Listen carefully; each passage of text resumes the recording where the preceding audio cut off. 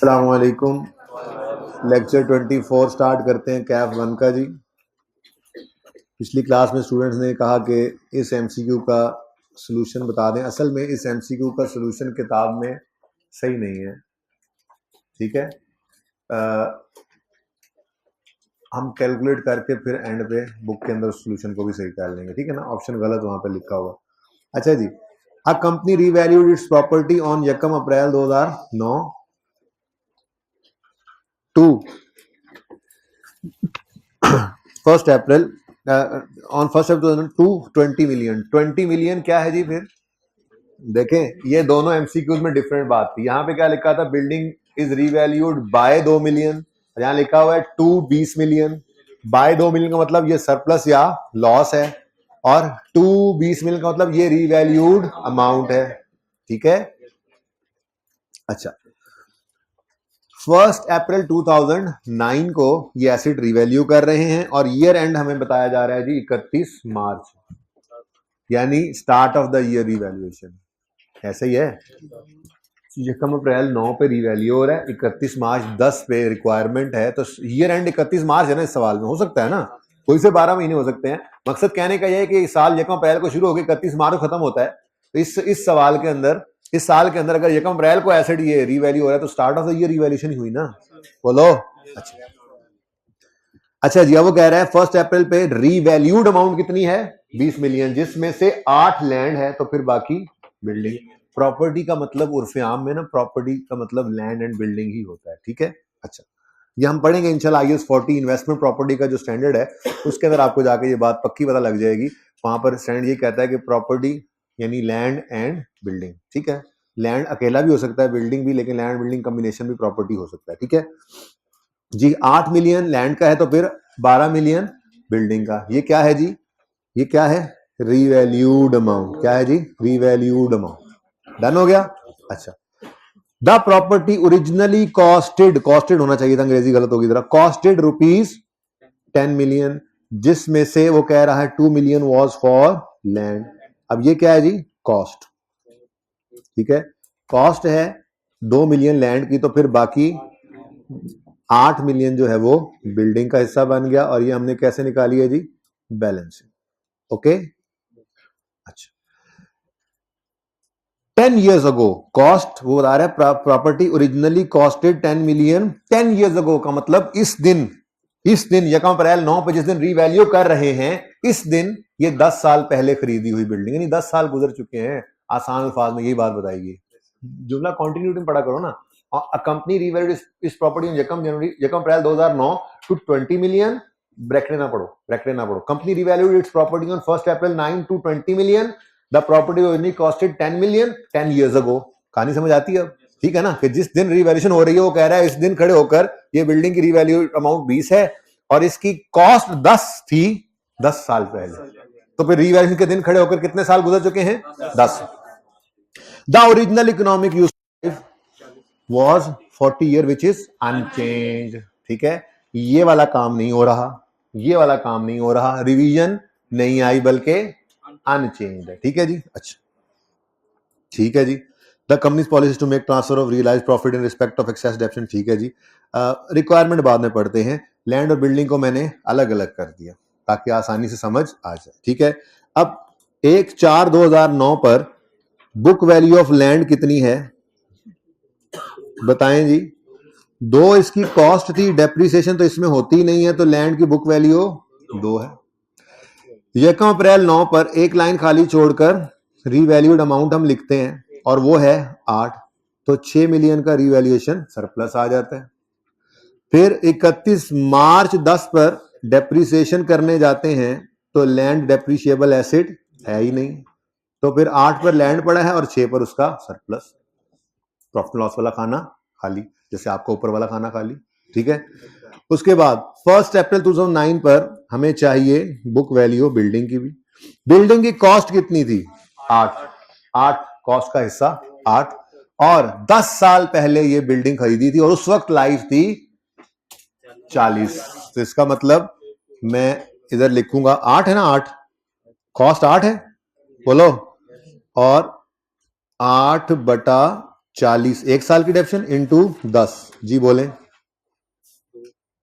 ये थोड़ा सा और जरा स्मार्ट करके लिखें, 8 माइनस जी 8/40 1 साल की डेप्शन आएगी इंटू 10 10 साल की डेप्शन आ गई। जी बोले, ये 10 समझ आ रहा है सबको? 6 बुक वैल्यू कैसे आई, समझ आ रही है सबको? अच्छा, ये 1 अप्रैल 2009 की बात है, ठीक है। इस दिन एसिड 6 मिलियन का है और कॉस्ट के हिसाब से बुक वैल्यू, और इस दिन वो कह रहे हैं इसकी रीवैल्यूड अमाउंट कितनी हो गई है, 12 मिलियन। ठीक है, तो एक लाइन खाली छोड़ी आपने और रीवैल्यूड अमाउंट लिख ली, कितनी जी, 12। तो सरप्लस आ गया फिर से 6 का। ठीक है जी, लेकिन चूंकि ये डेप्रिशिएबल एसेट है इसलिए इसकी डेप्रिसिएशन होनी है। अब डेप्रिसिएशन करनी है आपने 12 की और 6 की, करनी रिमेनिंग लाइफ पे है, और रिमेनिंग लाइफ निकालेंगे रीवैल्यूएशन के दिन खड़े होकर, और अभी बताया उसने रीवैल्यूएशन के दिन खड़े होकर कि 10 साल गुजर चुके, 40 ओरिजिनल लाइफ थी, 10 गुजर गए, तो रिमेनिंग 30 भाई अनचेंज। ये हम बहुत दफा बात कर चुके हैं, अब आप छुट्टियां करें और फिर एंजॉय करें सारी बातें, ऐसे नहीं हो सकता। अनचेंज का मतलब है 40 अनचेंज है, लेकिन जब रीवैल्यू हो गया तो रिमेनिंग लाइफ निकालने के लिए आपने उस 40 में से 10 को माइनस करके 30 निकालना है। वो कहने का मकसद ये है, तो वो कह रहा है कि ऐसा कुछ नहीं हुआ, किधर गया, ऐसा कुछ नहीं हुआ, जो ओरिजिनल 16 था ना वो आज भी 16 ही है, तो रीवैल्यूएशन के दिन 16 में से गुजर गई हुई लाइफ निकालो और रिमेनिंग आप बताओ। ऐसा नहीं है कि हम बता रहे हैं कि जी ये लाइफ इतनी है, ठीक है, ये फर्क है। सही है, छुट्टी करना ऐसे सर जी जुर्म ही है ना, है जुर्म सचमुच जी। 0.4 और 0.2 11.6 और, ठीक है जी। अच्छा, सवाल की रिक्वायरमेंट में बाद में जाते हैं, बल्कि पहले सवाल की रिक्वायरमेंट देख लें जी। सवाल की requirement, what is the amount of balance in the surplus revaluation surplus account on 31 March 2010। तो रीबैलेंस सरप्लस का अकाउंट ये भी है, ये भी है, दोनों ही सरप्लस अलग अलग बनाए थे ना हमने, और वो कह रहा है 31 मार्च पर इनका बैलेंस क्या है। 31 मार्च 10 पर बुक वैल्यू लैंड के सरप्लस की आ रही है 6, बिल्डिंग के सरप्लस की आ रही है 5.8, तो इन दोनों का टोटल जी हाँ 11.8 है। ये करेक्ट ऑप्शन है, ये निकला है 6 + 5.8 से, और ये वर्किंग के साथ हम रेफर कर सकते हैं। आप सुनो इधर मेरी बात सुनो। अब है बात के किताब के अंदर क्या है, तो किताब के अंदर अगर आप एमसीक्यू ओपन करें तो उसके अंदर ये यहां पर डी ऑप्शन को करेक्ट कर लें, टिक कर लें, ठीक है जी, इसको टिक करें कि जी ये डी ऑप्शन 139 पे है, लेकिन सोल्यूशन के अंदर जब आके देखते हैं ना आप, तो सोल्यूशन के अंदर गड़बड़ है, सोल्यूशन में गलती है, ये देखिए ये आंसर सही नहीं। तो यहां पे हमने क्या किया जी, इधर देखें please, option D is the correct option, और इस चीज को अगर आपने अपने पास वर्किंग के लिए समझना है तो ये वही वर्किंग है जो मैंने अभी अभी आपको करके दिखाई है। एक मिनट बेटा,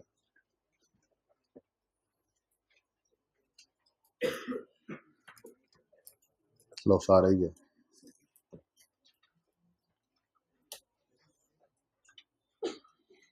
वो सारी चीजें मैं बताता हूँ ये क्या किया हुआ है मैंने हाईलाइट। फिलहाल तो इतनी सी बात है, ये 6 और ये 5.8, ठीक है जी, ये 11.8 बनता है। तो सोल्यूशन सही करना मैं भूल गया था किताब में, अगली बार कर दूंगा इंशाल्लाह, आपके सामने तो कर दिया ना सही, ठीक है। चले जी, इधर ले लेना पिक्चर, फिर इसकी इधर से ले लें।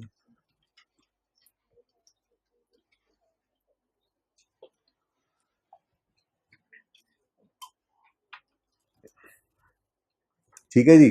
अच्छा, अब एक बार फिर जरा मैं आपको बताता चलूं, IAS 16 में से दो तरह के एमसीक्यूज आ सकते हैं, एक थ्योरेटिकल जिनकी बात आज हमने कर ली है, डिस्क्लोजर्स की बात कर लेता है, सिर्फ एडिशनल डिस्क्लोजर मैंने छोड़े हैं, बाकी डिस्क्लोजर आज पढ़ा दिए, ठीक है, अभी थोड़ी देर में पढ़ते हैं। उसके बाद दूसरी तरह के जो एमसीक्यू होते हैं वो न्यूमेरिकल होते हैं, और जैसा मर्जी सवाल हो, मैं इसी एक सवाल से आपको मैक्सिमम पॉसिबिलिटीज बता देता हूं कि क्या क्या वो पूछ सकता है। ठीक है, जैसे वो पूछ सकता है आपसे, अब यही सवाल है बिल्डिंग का, मिसाल के तौर पे एक एमसीक्यू उसने दे दिया, अब उसमें क्या पॉसिबल एमसीक्यूज बन सकते हैं, वो आपसे पूछेगा what is the amount of revaluation surplus और लॉस। सरप्लस भी आ सकता है और लॉस भी आ सकता है ना, तो एक तो ये एमसीक्यू बन सकता है, आपसे पूछ सकता है, ये सवाल दे दे और कहे what is the amount of surplus और लॉस ऑन यकम अप्रैल 2009, या फॉर द ईयर एंडेड यकम अप्रैल 9, यूं बोल सकते हैं।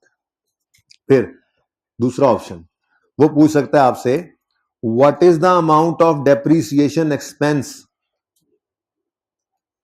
टू बी चार्ज या taken to profit and loss for the year ended 31 March 2010, ये भी पूछ सकता है।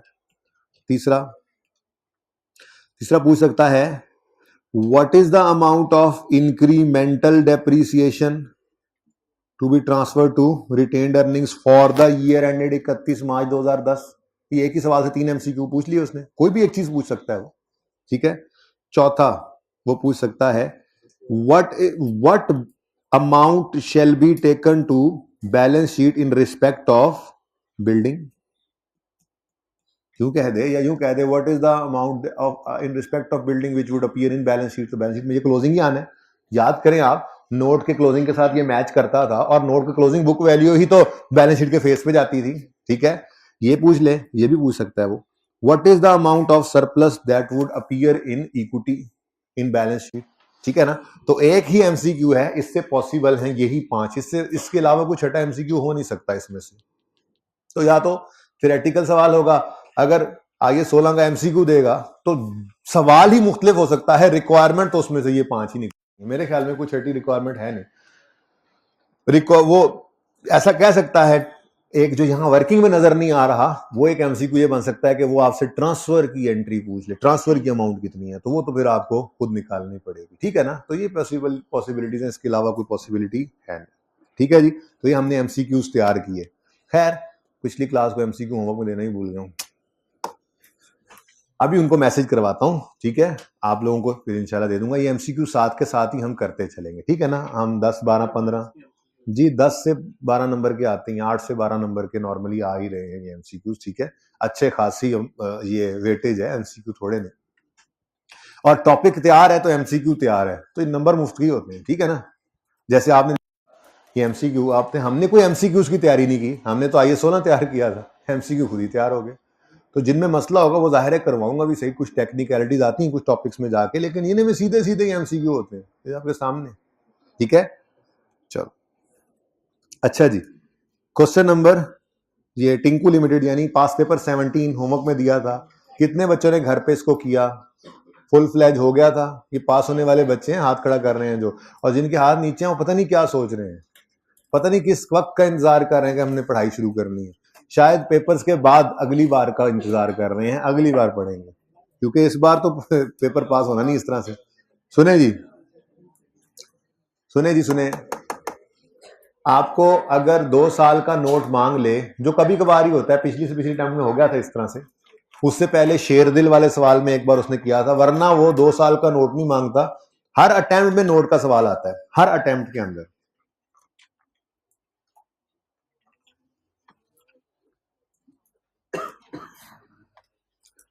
नोट का सवाल हर अटेम्प्ट में आता है। मैं आपको वैसे ही जरा तसल्ली के लिए चेक कराता हूं पास पेपर्स, कोई इक्का दुक्का रह जाए तो रह जाए, ये तो पुरानी बातें हैं ना, तो पुरानी बातें, ये अब रिसेंट दौर जो शुरू हो रहा है वो यहां से। ये देखें जी, शेरदिल वाला सवाल ऑटम 17 में आया था। ठीक है जी, उसके बाद फिर अगली बार उसने नोट पूछा मंडे लिमिटेड, अब यहां से रेगुलर शुरू हो रहा है, ऑटम 19। फिर दस्तगीर लिमिटेड में उसने बैलेंस शीट मांग ली 20 के अंदर, फिर उसने हड़प्पा इंडस्ट्रीज 20 के अंदर, फिर उसने 21 के अंदर कुछ थ्योरेटिकल काम करा लिया, स्पटनिक वाला सवाल आज होमवर्क पे जाना है 21 के अंदर, फिर 22 के अंदर ये नोट आ रहा है। तो रेगुलरली ये अभी पिछले टाइम में भी, ये जो इसके बाद वाली टाइम गुजरी है, रिसेंट टाइम जो बिल्कुल ये पीछे गुजरी है, जिसका भी रिजल्ट नहीं आया, ठीक है, इसमें नोट मांग लिया उसने। तो तकरीबन हर सवाल में नोट आ, ठीक है। लेकिन ये काम 2 साल का नोट बनवाने वाला ये उसने या शेरदिल वाली टर्म में किया था या इस दफा कर दिया था। बहरहाल अगर 2 साल का आपसे नोट मांग ले, जैसे वो कहे नोट बनाओ for the year 122 including comparative, तो उसका मतलब 22 का भी नोट बनाओगे और 21 का भी। तो मेन नोट दोनों साल के बना लेना, लेकिन जो सब नोट्स हैं वो सिर्फ रिसेंट साल के बना लेना, तो जरा थोड़ी सी आपको इसमें आसानी हो जाएगी, ठीक है। अच्छा जी, अब क्या करना है जी? हाँ जी जी बोले। 36 आज नहीं स्टार्ट किया जी, हाँ हाँ कल करेंगे। कोई मसला है? मेंटली प्रिपेयर हो क्या? अच्छा एक दिन और प्रिपेयर्ड रहो। बस कुछ बातें इधर ऐसे होती चली गई। जब एंड मैंने टाइम देखा तो आधा घंटा बचा हुआ था, मैंने कहा फिर तकरीबन 45 मिनट्स होते तो मैं शुरू कर देता, तो कुछ प्यास ना बुझ पाती है इस 36 की सही तरह से, इसलिए मैंने फिर IAS 16 को, वैसे भी आज जो मैंने क्लास के अंदर करवाना है उसके बाद भी IAS 16 के 2-3 चीजें रह जाएंगी छोटी छोटी, जैसे रिड्यूसिंग बैलेंस मेथड से रिवैल्यूएशन हमने नहीं देखी, एक छोटा सा सवाल करना है। ग्रॉस रिप्लेसमेंट मेथड है, छोटा सा सवाल हमने करना है। उसके बाद एक फुली डेफिसिट एसेट वाला सवाल के अंदर कॉन्सेप्ट देखना है करके, ये 3-4 ऐसी छोटी मोटी चीजें रह जाएंगी, वो आज रह ही जाएंगी। अब कल जब IAS 36 शुरू करेंगे तो हाफ लेक्चर IAS 16 का चलेगा, कल भी और परसों भी, और इस तरह से एंड तक चलाते रहेंगे हम जरूरत पड़ने पर, ठीक है। लेकिन IAS 36 कल शुरू कर देंगे। अच्छा, क्वेश्चन नंबर 11 आपके होमवर्क में था पियानो लिमिटेड। कितने बच्चों ने इसे अटेम्प्ट किया था? चलें, ये सवाल के अंदर अब आज मैं प्लांट आपको करवा देता हूं, और जाहिर सी बात है प्लांट हो गया तो इक्विपमेंट तो जैसा ही है, ठीक है।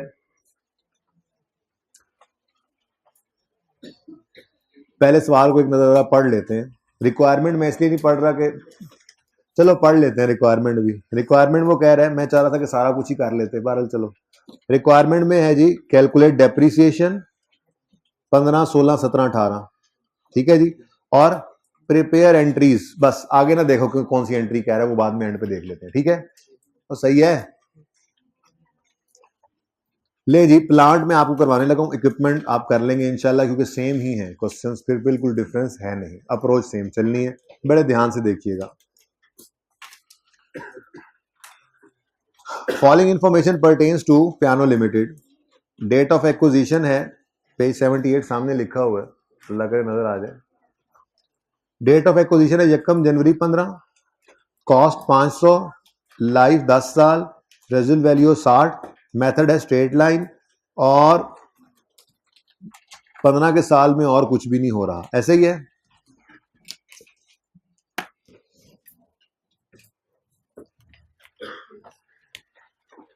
जी, वर्किंग नंबर 1, डेट। यहां बहुत लाइट्स बंद है, क्या वजह है?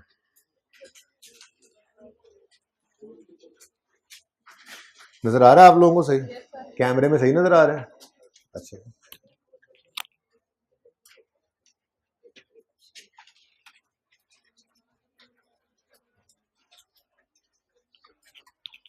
कौन सा एसेट में प्लांट बोला था मैंने करना है? प्लांट रीवैल्यूएशन, सरप्लस और प्रॉफिट एंड लॉस, ठीक है जी। 1 जनवरी 2015 को 500 का ये एसेट खरीदा है, और लाइफ 10 साल है, रेजिडुअल वैल्यू 60 साल है, मेथड स्ट्रेट लाइन है, ठीक है। तो 1 जनवरी 15 पर कॉस्ट आ गई 500,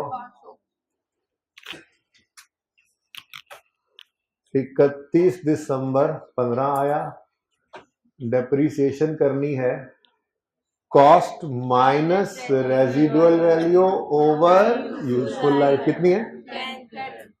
भूल ही गए थे कि स्ट्रेट लाइन मेथड में रेजिडुअल वैल्यू भी आती होती है, पहली दफा आई ना सवाल में, भूल ही गए थे, शुरू में करते थे। तो cost minus residual value over useful life जी,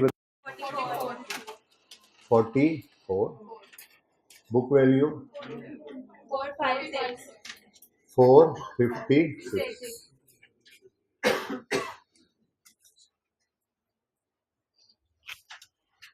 ठीक है जी।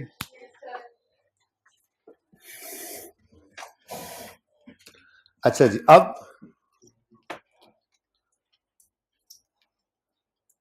थोड़ी देर के लिए जी 31 दिसंबर 16 पर एसेट क्या हो रहा है, रीवैल्यू। ठीक है, और कुछ नहीं अगर सवाल में, तो इसका मतलब कोई एस्टिमेट चेंज तो नहीं। देखिए रीवैल्यूएशन एस्टिमेट चेंज नहीं है, ये डिफरेंट चीजें हैं। एस्टिमेट चेंज डिफरेंट चीज है, रीवैल्यूएशन डिफरेंट। अच्छा, अब रीवैल्यूएशन 31 दिसंबर 16 पे अगर है तो क्या करते थे हम, कहते थे ओ भाई अभी तो एसेट 31 दिसंबर 15 पे खड़ा है, पहले इसको 16 पर लेकर तो आओ। तो हम ऐसे 44 मजीद माइनस करके बुक वैल्यू जितनी भी निकलती थी वो निकाल के फिर एक लाइन छोड़कर रीवैल्यूड अमाउंट लिख के कहानी चला लेते थे, ऐसे ही करते थे ना। तो बोलो, यानी अगर कोई एस्टीमेट चेंज ना हो तो पुरानी तरह से सवाल चलेगा। 31 दिसंबर 16 ईयर एंड के ऊपर अगर रिवैल्यूएशन है तो हम पहले एसेट को 31 दिसंबर 16 पे ले आएंगे। ठीक है, डेप्रिसिएशन कैसे करेंगे, स्ट्रेट लाइन है, वही सेम फॉर्मूला लगेगा और कुछ भी नहीं करेंगे। ये बात समझ आती है, ये बात समझ आती है? तो बोलो मैंने चीज छुपा दी ना, कुछ छुपा दिया, तो इसका मतलब कोई एस्टीमेट चेंज अभी नहीं है। अगर एस्टीमेट चेंज ना हो तो नॉर्मल सवाल है। नॉर्मल सवाल में क्या करना था, 31 दिसंबर 16 पे रीवैल्यूएशन है ना, तो 31 दिसंबर 16 पे इसको लेके आना है।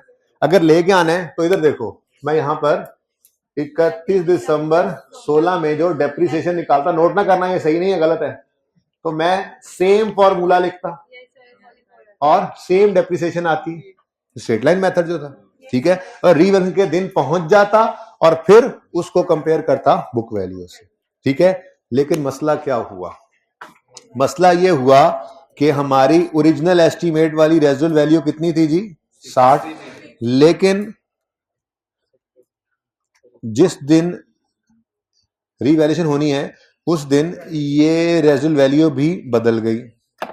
अब जब ये रेजुअल वैल्यू बदली है तो ये तो एस्टीमेट चेंज है, और एस्टीमेट चेंज के बारे में हमने क्या उसूल बनाया हुआ है, ये जिस दिन भी हो उसे साल के पहले दिन अज्यूम करना है। मैंने एग्जांपल के तौर पर ये समझाया भी था, अज्यूम करो ईयर एंड 31 दिसंबर 20 है, तो तीन तरह से ये बात सवाल में लिख सकता है। कभी कहे एस्टीमेट हैज चेंज ऑन यकम जनवरी 20, फिर तो यकम जनवरी 20 भी लेंगे। कभी वो लिख दे estimate following estimate has been changed during 20, तो हम क्या करेंगे, यकम जनवरी 20। इवन मैंने आपको कहा था कि वो कह दे 31 दिसंबर 20 पे कोई एस्टीमेट बदला है तो भी हम उसे कहां ले आएंगे, यकम जनवरी 20। बात समझ रहे हो? ठीक है, तो ये एस्टीमेट चेंज है। ये क्या है जी, एस्टीमेट चेंज। इसको कंफ्यूज नहीं करना, जो रीवैल्यूअर लाइफ बदलता है, रीवैल्यूएशन के वक्त जो रीवैल्यूअर ने लाइफ बदली वो साइड पे रखें। ठीक है, फिलहाल उसको साइड पे रखें। अच्छा, अब ये एस्टीमेट चेंज चाहे वो कह रहा है 31 दिसंबर 16 पे हुआ है, लेकिन हमने उसको कहां पे लेके आना है, ये कम जनवरी 16 पर, और उससे एसिड को जो डेप्रिशिएट करना है ना वो नए एस्टीमेट के तहत करना है, ये 60 नहीं ले सकते आप। ठीक है, उसकी वजह पता है क्या है बच्चों, उसकी वजह ये है कि एस्टीमेट एक अंदाजा, एस्टीमेट किसे कहते हैं जी, अंदाजे को, अंदाजे की बुनियाद पे हम डेप्शन कैलकुलेट कर रहे थे। ठीक है, अब हम ये एंड पे खड़े हैं, अभी डेप्शन हमने कैलकुलेट की नहीं है, हमें पता लग गया कि हमारे एक अंदाजे के अंदर गलती थी, वो सही कर लें, तो फिर गलत डेप्शन कैलकुलेट करके दोबारा सही करेंगे। बोलो, तो सही वाली डेप्शन कैलकुलेट कर लें, सही अंदाजे वाली कर लें। ठीक है, डेप्रीसिएशन चाहे 31 दिसंबर 15 पे खड़े होकर निकाल रहे थे, यकम जनवरी 15 से 31 दिसंबर 15 तक की ये डेप्रीसिएशन थी जो हमने पहले निकाली। ठीक है, ये चला गया भाई सब कुछ, जरा देख के आओ, उनको कैमरा नजर आ रहा है, जल्दी से पॉज करें। अच्छा जी, तो मैं ये अर्ज कर रहा था, प्लीज मैं ये अर्ज कर रहा था, क्या अर्ज कर रहा था वैसे, बंद हो गई थी क्लास जी। मैं ये कह रहा था कि अगर एस्टीमेट चेंज ना होता, ठीक है, बस कर दो ना यार, तो हम डेप्रिसिएशन पुराने एस्टीमेट के हिसाब से निकालते, 31 दिसंबर 16 पे से लाते और रिवैल्यू कर देते।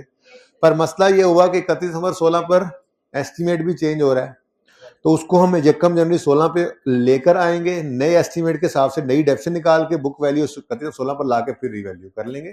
ठीक है, तो डस्टर दो मुझे, क्योंकि यकम जनवरी 2016 पर हमने एस्टीमेट चेंज को लेकर आना है, ये 31 नंबर 16 पे रेजुअल वैल्यू बदली है, पर रेजुअल वैल्यू को बदलना क्या है, एस्टीमेट चेंज। इसको लेकर आएंगे यकम जनवरी 16 पर। एस्टीमेट चेंज के दिन खड़े होकर हमें बुक वैल्यू चाहिए होती थी, याद है, ये हमारे पास ऑलरेडी मौजूद है।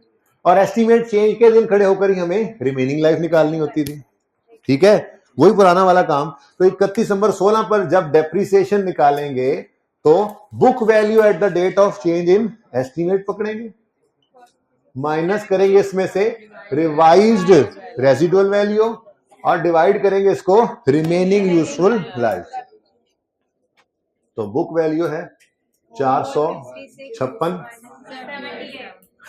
रिवाइज रेजिडुअल वैल्यू कितनी है जी 78, और रिमेनिंग लाइफ निकालेंगे 9 कैसे जी, यकम यानी 15 से यकम यानी 16 तक कितने साल गुजर गए, 1 साल गुजर गए, तो रिमेनिंग कितने हैं, 10 में से 1 गए तो 9, ठीक है, 9 years, ओके जी 42। बुक वैल्यू बताएं 414। अब ये बुक वैल्यू कंपेयर करें, हमने अपने एस्टीमेट को सही करके एसेट को 31/16 पे ला खड़ा किया, अब ये 31/16 के ऊपर रीवैल्यू करना है। अब इस बुक वैल्यू को हम रीवैल्यूड अमाउंट से कंपेयर करेंगे, तो वही वाला काम है जी, एक लाइन खाली छोड़े, भाई रीवैल्यू कर रहे हैं, ओ भाई रीवैल्यू कर रहे हैं, ओ भाई साहब रीवैल्यू कर रहे हैं, ठीक है। 31/16 पर एक लाइन खाली छोड़े और रीवैल्यूड अमाउंट लिख लें जी, और रीवैल्यूड अमाउंट है जी 526, ठीक है, ओके। तो 112 का रीवैल्यूएशन सरप्लस आ गया 112,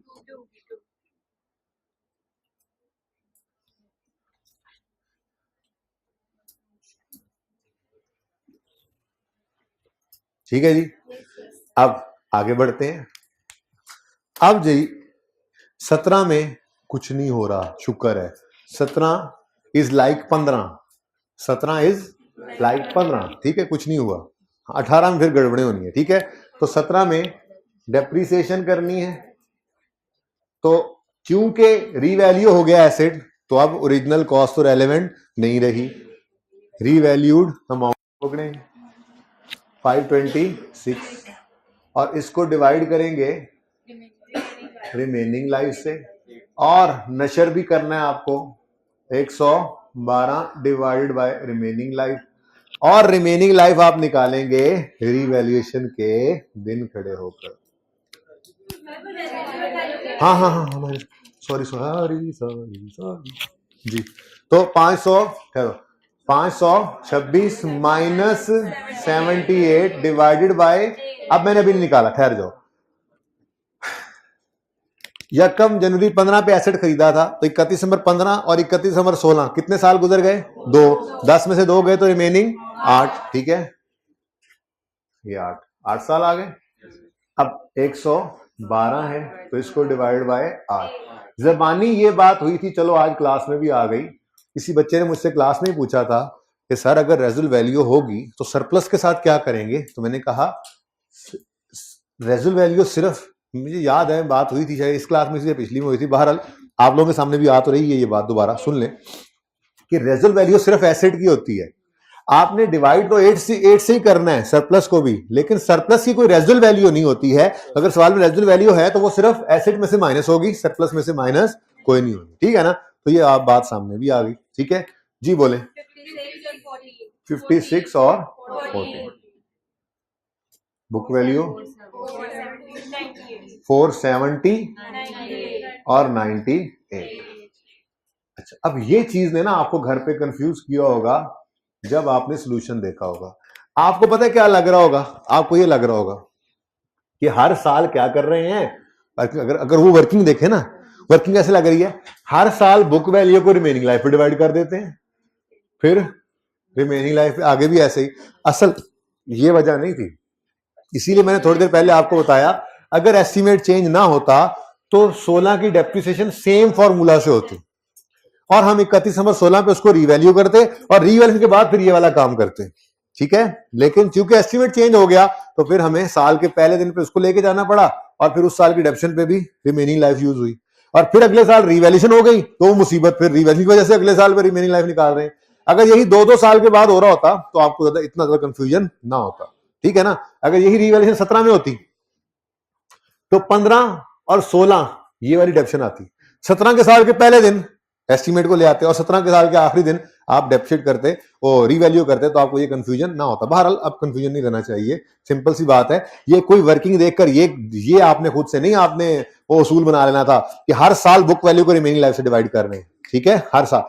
एक छोटा सा कॉन्सेप्ट है जरूर, वो यहां नहीं कहीं और लगेगा, वहां पे करवाऊंगा भी सही। इसके स्ट्रेट लाइन मेथड हो ना, स्ट्रेट लाइन मेथड, तो अगर आप ओरिजिनल कॉस्ट को ओरिजिनल लाइफ से डिवाइड करें या बुक वैल्यू को रिमेनिंग लाइफ से डिवाइड करें, आंसर सेम आता है। लेकिन वो कोई और कॉन्सेप्ट है, कहीं और लगेगा, वहां पे मैं सवाल बना के प्रूफ भी करूंगा। फिलहाल ये वो काम नहीं हो रहा। स्ट्रेट लाइन मेथड में ना, स्ट्रेट लाइन मेथड में हर साल डेफिनेशन में बराबर आना होता है, तो कॉस्ट को ओरिजिनल लाइफ से डिवाइड करो या बुक वैल्यू को रिमेनिंग लाइफ से डिवाइड करो, आंसर सेम आता है। यहां को आंसर सेम आ रहा है, तो सेम नहीं आ रहा। तो ये ऐसा कोई उसूल नहीं था जिसको वहां पे पक्का का आप जो है वो उधर टांका लगाने की कोशिश करें, ऐसी कोई बात नहीं है। सिंपल सी बात है, ऐसे डेफिसिट किया 31 नंबर 15 पे, अब 31 नंबर 16 पे रीवैल्यू करना था, लेकिन एस्टीमेट चेंज भी आ गया तो उसको पहले ले आए, पहले एस्टीमेट चेंज किया, चेंज एस्टीमेट के हिसाब से ऐसे कोई डेफिसिट किया, 31 नंबर 16 पे लाए, उसको क्या कर दिया, रीवैल्यू। ठीक है, चलें आगे। ले जी, 17 गुजर गया, 18 आया, 18 में फिर वही मुसीबत है ये मुसीबत फिर बदल गया। अब अगर ये एस्टीमेट चेंज ना होता तो यही फॉर्मूला इधर लिखते, 56 और 14 लिखते, और फिर 31 नंबर 18 पे उसको रिवैल्यू कर लेते। लेकिन एस्टीमेट चेंज हुआ है, इस वजह से हमें बुक वैल्यू चाहिए यकम जनवरी 18 की, जो हमें मिल गई सवाल से, और रिमेनिंग लाइफ भी किस दिन निकालेंगे, तो ये 2 स्टार्स लगे, इधर भी लगे। ठीक है, चलो जी, तो फिर 18 की डेप्रीसिएशन सही वाले एस्टीमेट के हिसाब से हमने निकाली, इसलिए 36 शुरू नहीं किया। फिर मेरी उधर चला गया, 2-3 दफा बिजली भी बंद हुई बीच में, तो फिर चस नहीं रही। मैं क्या, चलो कल से आई 36 इंशाल्लाह कल। आज एक ऐसा सवाल आपको होमवर्क में दिया कि जो चस क्लास में न रही घर जाके जरूर आएगी। ठीक है, मजा आ जाएगा, सवाल आप करेंगे, 3 दिन सवाल चलाएंगे वो 3 दिन। आज थोड़ा समझा के भेजूंगा, आप कल ट्राई करके आएंगे। कल कोई पहले 20-25 मिनट में उस पर फिर लगाऊंगा, पूरा नहीं करवाऊंगा, फिर आई 36 शुरू कर देंगे, फिर आप परसों आएंगे दोबारा उस सवाल को करके, फिर इंशाल्लाह उसको मुकम्मल कर डालेंगे। ओके, जबरदस्त सवाल। वर्ल्ड कप का ही ख्याल रख के होमवर्क दे रहा हूं कि छोड़ो वर्ल्ड कप को, अभी अपना मैच सिर्फ देखना, ठीक है, लेकिन ऐसा ना हो बस, अल्लाह करे आगे जी।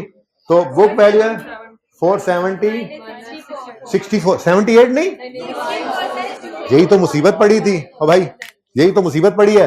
ये 64 पे आगे रेजिडुअल वैल्यू, तो book value at the date of change in estimate minus revised residual value over remaining life इस दिन यकम जनवरी 15 से यकम जनवरी 16, 17, 18 कितने गुजर गए, 3 रह कितने गए। अब ये चीज घर कंफ्यूज कर रही थी ना, हर साल ही क्या हो रहा है, हर साल पहले साल डेफिनेशन 10 पे कैलकुलेट है, दूसरे साल में 9 पे, तीसरे में 8 पे, चौथे में ये, तो फिर यही लग रहा था कि हर साल बुक वैल्यू को रिमेनिंग लाइफ, ऐसा कोई उसूल नहीं था। वजह आपको अंदर वाली बता दी, ये इसलिए सवाल मैं करवा रहा हूं, जरूरी इसलिए था जी। और सेम हशर जैसा नशर, इधर बुक वैल्यू उठाकर रिमेनिंग लाइफ पे डिवाइड किया ना, इधर भी बुक वैल्यू उठाओ इस सरप्लस की और 8 से डिवाइड, सॉरी 7 से डिवाइड करो जी। अच्छा, ये राउंडिंग की वजह से सेम आया, वरना ये दरअसल सेम नहीं होना चाहिए, ये डिफरेंट ही होना था। बहरहाल आपको पता है 4, 12 और 84, ठीक है जी, बुक वैल्यू आ गई। अब करें जी रीवैल्यू इसको, बिस्मिल्लाह करें रीवैल्यू इसको, चलो चल जाए। 31 दिसंबर 18, एक लाइन छोड़ी आपने खाली और लिखी आपने रीवैल्यूड अमाउंट, रीवैल्यूड अमाउंट है जी 310 मिलियन, ठीक है।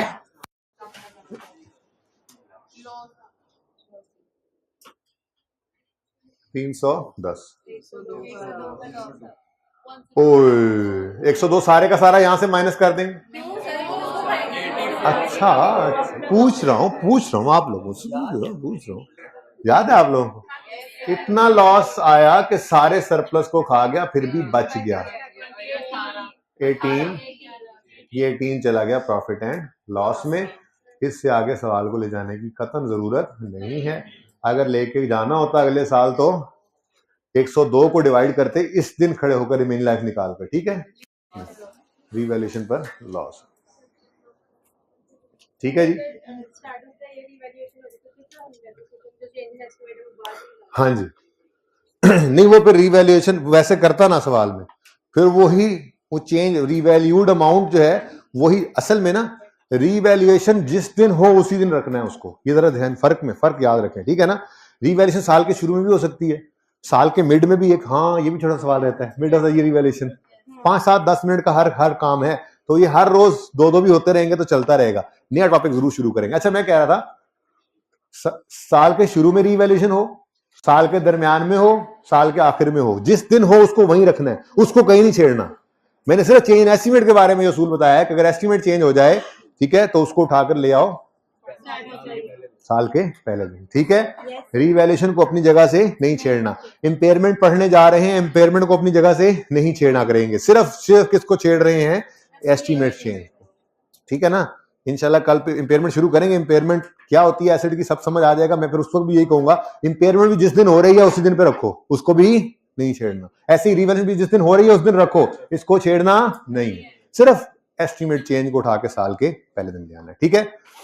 अच्छा जी, मेरे ख्याल में तो ये वर्किंग नहीं है, किसी को आप रिक्वायरमेंट ए भी करके कर सकते हो। एग्जामिनर ने क्या मांगा हुआ था, ये वाली लाइनें पढ़ी नहीं मैंने, असल में घर में पढ़ ली थी। PL uses revaluation model for subsequent measurement and accounts for revaluation on net replacement method. There is no change in useful life of plant. और फिलहाल अगली बात तो मुझे पता ही, मैंने अगली बात तो नहीं ना पढ़नी, क्योंकि ये अभी थोड़ी देर में पढ़ते हैं जब आपका दूसरा हिस्सा आपने खुद करना है ना घर पे। और PL transfers maximum possible amount from surplus to retained earnings. PL financial year ends on 31 दिसंबर, तो हो गया प्लांट खत्म, ठीक है। अच्छा, calculate depreciation on each asset for, फिलहाल तो मैंने प्लांट ही किया, फॉर 15, 16, 17, 18। ले जी, इसी को मैंने रिक्वायरमेंट ए कर दिया जी। 15, 16, 17, 18, सॉरी 18 डेप से निकल आई, डन। उसके बाद requirement B, prepare entries to record revaluation in 18। और फिर सवाल चीख के कह रहा है, अल्लाह दे बंदे हो सुनो, entries to record depreciation expense, incremental depreciation, elimination are not required. साथ ही कह रहा है और खुदा के लिए 18 से पहले वाले भी नॉट रिक्वायर्ड, यानी कि देखो ना तो यहां तक कोई डेप्शन कोई एंट्री करवाई उसने, और ना ही यहां पर वो कह रहा है डेप्शन की एंट्री करो, ना ही कह रहा है ट्रांसफर की एंट्री करो, ठीक है, और ना ही वो एलिमिनेशन वाली एंट्री करो जहां नजर नहीं आती। कुछ भी ना करो, सिर्फ रीवैल्यूएशन की एंट्री करो, यानी सिर्फ ये डेट वाली एंट्री वो मांग रहा है, यानी ये वाली एंट्री वो मांग रहा है, बस। आप कहोगे 8 नंबर पिछली का सर 8 नंबर, हाँ भाई 8 नंबर, कॉन्सेप्ट जिसको है वही करेगा, सारी वर्किंग करने के बाद ही एंट्री करेगा ना, वही कर सकता है ना, तो ठीक है 8 नंबर है, अच्छी बात है। कभी कभी ऐसा होता है, पर्चे के अंदर मैंने कहा था बैलेंस्ड होता है पर्चा, कहीं आसान कहीं मुश्किल, मिला जुला। ये क्लास वाला टेस्ट नहीं होता कि हर टेस्ट की मुश्किल हो, पर्चे के अंदर आसानियां भी होती हैं, मुश्किलें भी होती हैं, तो आसानियों में पूरे नंबर, मुश्किलों में पासिंग मार्क्स, ठीक है। ले जी, एसेट 102 से प्लांट क्रेडिट हो गया जी 102 से, रीवैल्यूएशन सरप्लस डेबिट हो गया 84 से, प्रॉफिट एंड लॉस ये डेबिट हो गया 18 से, और सिर्फ ये एंट्री चाहिए थी, ये हो गई हमारी बी रिक्वायरमेंट, ए और बी, डन।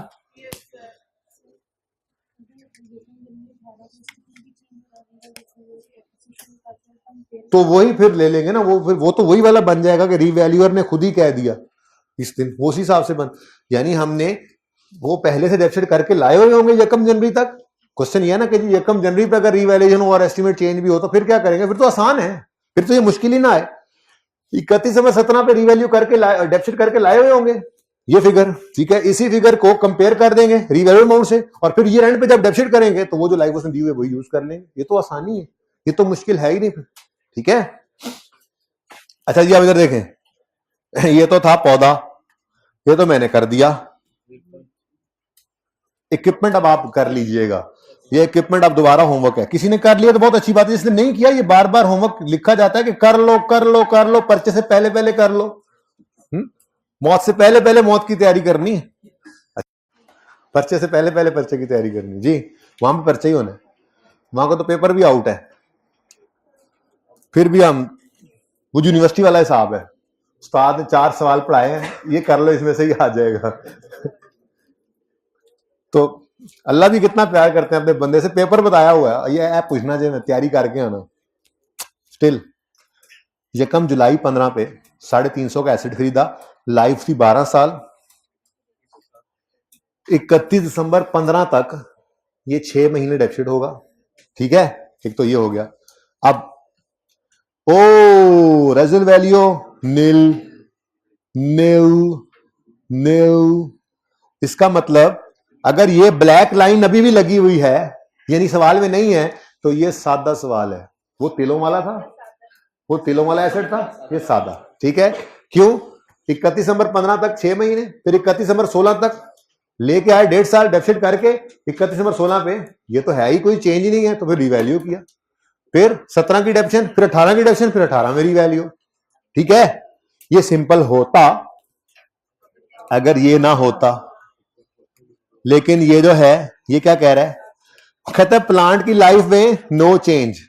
नो चेंज बोला तो हमने रिमेनिंग लाइफ खुद निकाली ना, ठीक है। The remaining useful life of equipment was estimated as 15 साल इन 2016 एंड 10 साल इन 2018। यहां गड़बड़ कर ली, ठीक है। रेजल वैल्यू ना सही, लाइफ तो बदल गई ना, एस्टिमेट चेंज तो है ना, ठीक है। तो भाई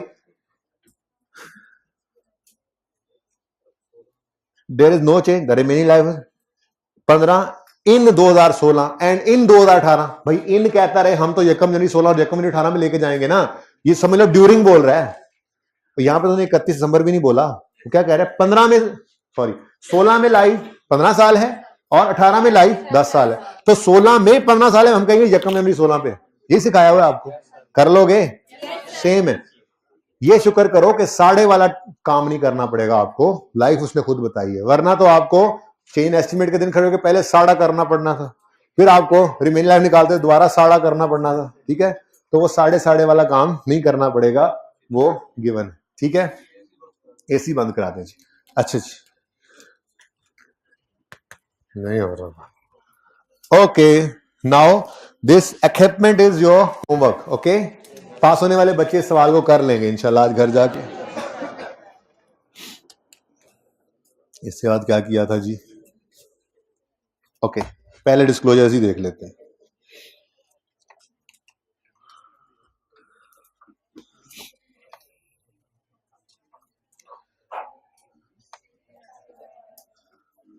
लकीली मेरे पास ये एक सवाल मौजूद है,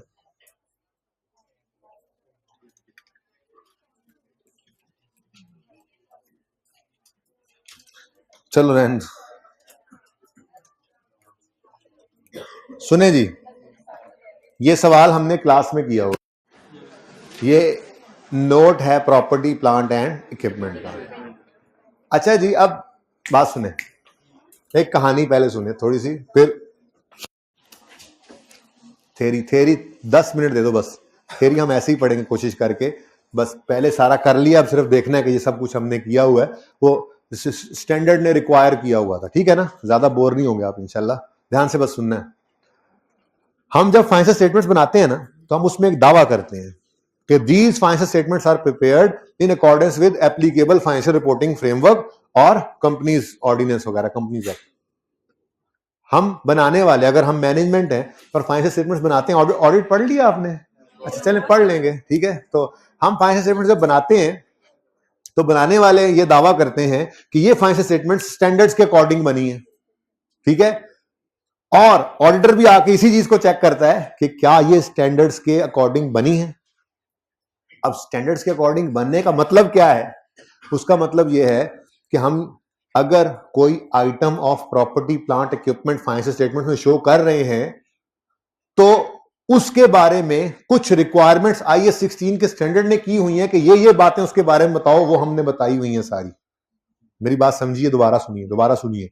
हमने दावा किया कि ये स्टैंडर्ड्स ISS के मुताबिक बने हुए हैं, इन अकॉर्डेंस विद ISS और IFRS अभी अपने FR2 में जाके पढ़ने, यहाँ पे सारे ISS ही हैं फिलहाल, ठीक है।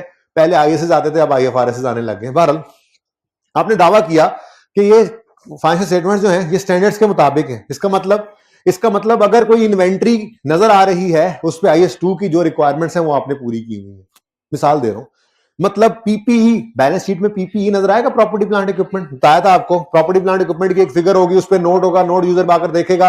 तो कौन कौन सी चीजें ऐसी हैं जो प्रॉपर्टी प्लांट इक्विपमेंट के किसी आइटम के बारे में आपने फाइनेंशियल स्टेटमेंट बतानी है, ये स्टैंडर्ड ने आपको बताई हुई है, ठीक है। अब इस चीज को कहा जाता है, ये जो कह रहे हैं स्टैंडर्ड के फला बात यूजर को बताओ, ये बताओ का लफ्ज जो है ये स्टैंडर्ड डिस्क्लोजर के नाम से जो है वो जाना जाता है कि हर स्टैंडर्ड की अपनी कुछ डिस्क्लोजर रिक्वायरमेंट्स होती हैं। डिस्क्लोजर क्या कहते हैं जी? बताओ, बताना, ठीक है। तो स्टैंडर्ड कहता है कि भाई user of financial statements, user का पता है, इंट्रो में पढ़ के आए होंगे यूजर, ठीक है। तो स्टैंडर्ड ये कहता है, IAS 16 का स्टैंडर्ड ये कहता है, सब बच्चे जगा दे साथ वालों को, बड़ी इंपॉर्टेंट बात होने लगी है आसान, सिर्फ 5-7 मिनट मुझे अटेंटिव देने हैं, फिर मैं वापस न्यूमेरिकल पे जाता हूं, ठीक है। ज्यादा देर नहीं थ्योरी पढ़ेंगे, मुझे पता है आप लोग जो है वो नहीं बर्दाश्त कर पाते थ्योरी। सुने क्या बात कर रहा था ना, हाँ, डिस्क्लोजर का मतलब क्या बोला? बताना, ठीक है। आइए 16 क्या कह रहा है, मेरे यूजर को, फाइनेंशियल स्टेटमेंट को, यूजर को PPE के बारे में क्या क्या बताओ। उसको अंग्रेजी बाद में पढ़ेंगे। बेसिकली ये जो यहां से काम शुरू हुआ था ना, यहां से और ये जहां तक चला है, ये सब क्या है? ये हमने स्टैंडर्ड की बातें मानते हुए यूजर को ये सारी बातें बताई हैं। अब ये पहले थ्योरी पढ़ते फिर इधर आते तो वो शायद बड़ा मुश्किल हो जाता। हमने सारे डिस्क्लोजर्स को तकरीबन याद कर लिए। कैसे? फॉर्मेट बना के। अब ये देखते हैं जरा, बुक्स का पेज नंबर गालिबन 42 है, चेक करें जरा। पिछली क्लास में 42 नहीं 24 होगा, फिर 42 नहीं है तो 24, ठीक है। ले जी, डिस्क्लोजर या नोट,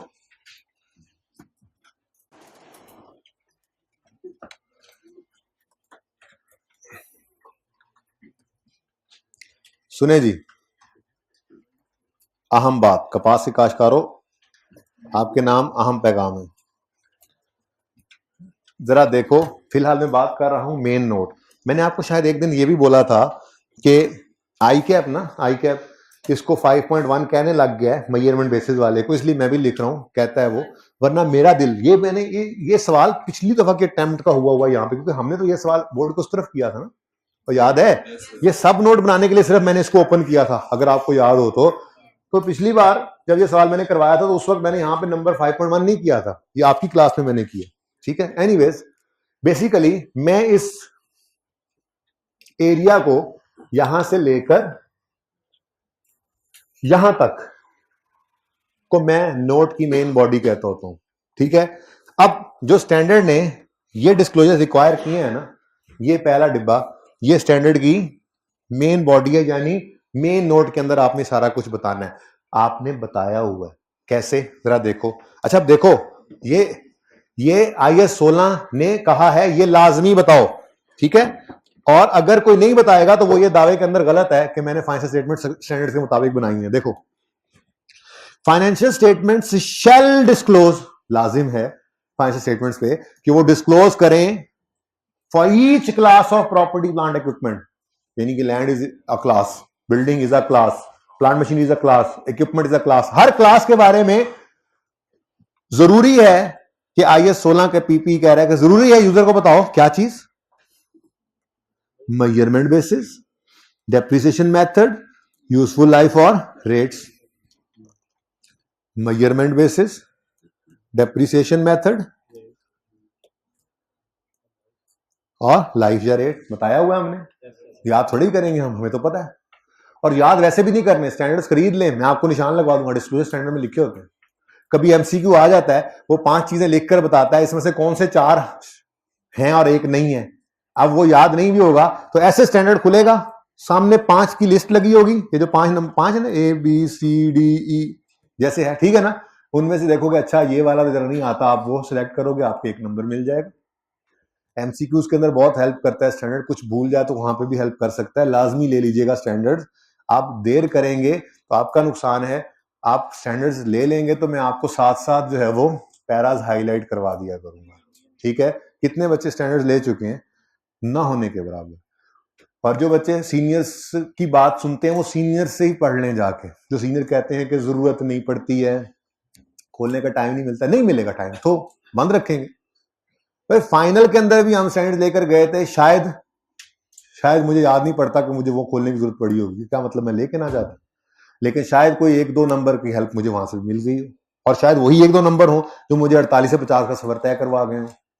तो आप नहीं जानते इसको, FAR 1 में भी जरूरत है, 2 में भी जरूरत है, फाइनल में भी जरूरत है, स्टैंडर्ड 7 जाने हैं आपके, स्टैंडर्ड 7 जाने हैं आपके, तो लीजिए, अभी ले लीजिए, इसमें फायदा होगा, ठीक है। आपकी मर्जी है, बाकी 48 पे इसी वजह से रह जाना नुकसानदेह होता है। अच्छा सुने please, shall financial statements shall disclose for each class of PPE method basis, measurement basis और लाइफ रेट वगैरह, डन। उसके बाद क्या बताए, वो कहता है जी उसके बाद बताएं gross carrying amount and accumulated depreciation. अच्छा जी, ग्रॉस कैरिंग अमाउंट और अक्यूमुलेटेड डेप्रिसिएशन बता रहे हैं, वो कह रहा है at the beginning and and. अच्छा जी, तो ये बता रहे हैं भाई बिगिनिंग एंड बता तो रहे हैं, तो सारा कुछ कर लिया हुआ हमने, ठीक है, फॉर्मेट के अंदर ही। उसके बाद अब बिगिनिंग और एंड पे तो आपने बता दिया, ग्रॉस कैरिंग अमाउंट बता दी, बिगिनिंग एंड, अकोमोडेशन बता दी, बिगिनिंग और एंड। वो कहता है जी उसके बाद रेकंसिलिएशन बताओ। रेकंसिलिएशन मतलब क्या है, ओपनिंग से क्लोजिंग का सफर कैसे तय किया, बताया तो हुआ हमने, बताया तो हुआ, एडिशन, डिस्पोजल, ट्रांसफर, रिवैल्यूएशन, इधर डेप्शन, डिस्पोजल, ठीक है। तो स्टैंडर्ड भी यही बात कर रहा है, a reconciliation of carrying amount at the beginning and end of period showing additions, जो काटा फिलहाल उसको छोड़ दो, इंक्रीज और decrease due to revaluation, impairment loss कल पढ़ाऊंगा इंशाल्लाह, डिस्पोजल्स और डेप्रिसिएशन। यही रेकंसिलिएशन में आइटम्स आई है ना, ये देखो यही है, एडिशन है, डिस्पोजल है, रिवैल्यूएशन है, डेप्शन है, ट्रांसफर वगैरह, डिस्पोजल वगैरह, ठीक है, यही रेकंसिलिएशन है। ओके, ठीक है। एक चीज इसमें लिखी हुई थी, ये है acquisition through business combination. Jazz ने वारिद को एक्वायर किया तो वारिद के जितने एसेट्स थे वो अब जैज के हो गए, ये भी फिक्स एसेट उन्होंने खरीद लिए एक तरह से, जब पूरा वारिद खरीदा तो उसके फिक्स एसेट भी आ गए। तो ये बिजनेस कॉम्बिनेशन के अंडर आने वाली एक्विजिशन यानी एडिशंस होते हैं, हमारे सिलेबस में नहीं है, ठीक है, इसलिए आपने इनको बस लिखा हुआ है, स्टैंडर्ड में भी लिखा हुआ है, पढ़ा रहने दे, ठीक है, कि कहीं यूज करने पड़ जाए तो MCQ वगैरह में वो लिस्ट दे दे तो पता हो कि कहाँ चीज क्या पड़ी हुई है, बाकी हमारे सिलेबस में नहीं, ठीक है। अच्छा, उसके बाद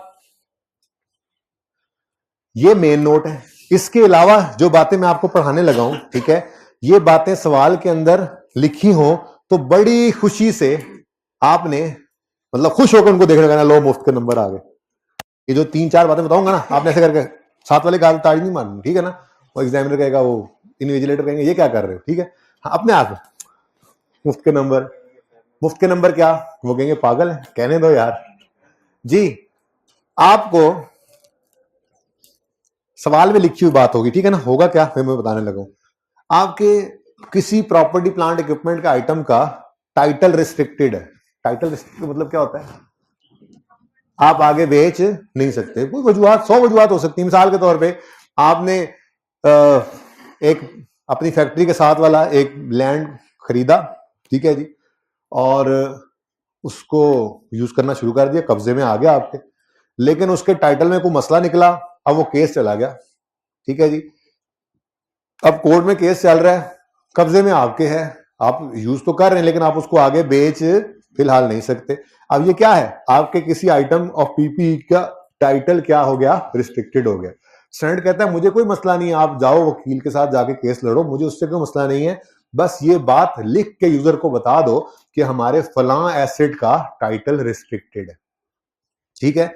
या आपने बैंक से जाके कोई लोन लिया, बैंक ने कहा कुछ सिक्योरिटी, आपने कहा जी मेरा ये जो रायविंड वाला प्लांट है, ठीक है जी, रायविंड रोड के ऊपर जो मेरा प्लांट है, फैक्ट्री है, इसमें जो प्लांट मशीनरी है, ये मैं इस लोन के अगेंस्ट आपको प्लेज करता हूं एज अ सिक्योरिटी, गिरवी रख ली, ठीक है।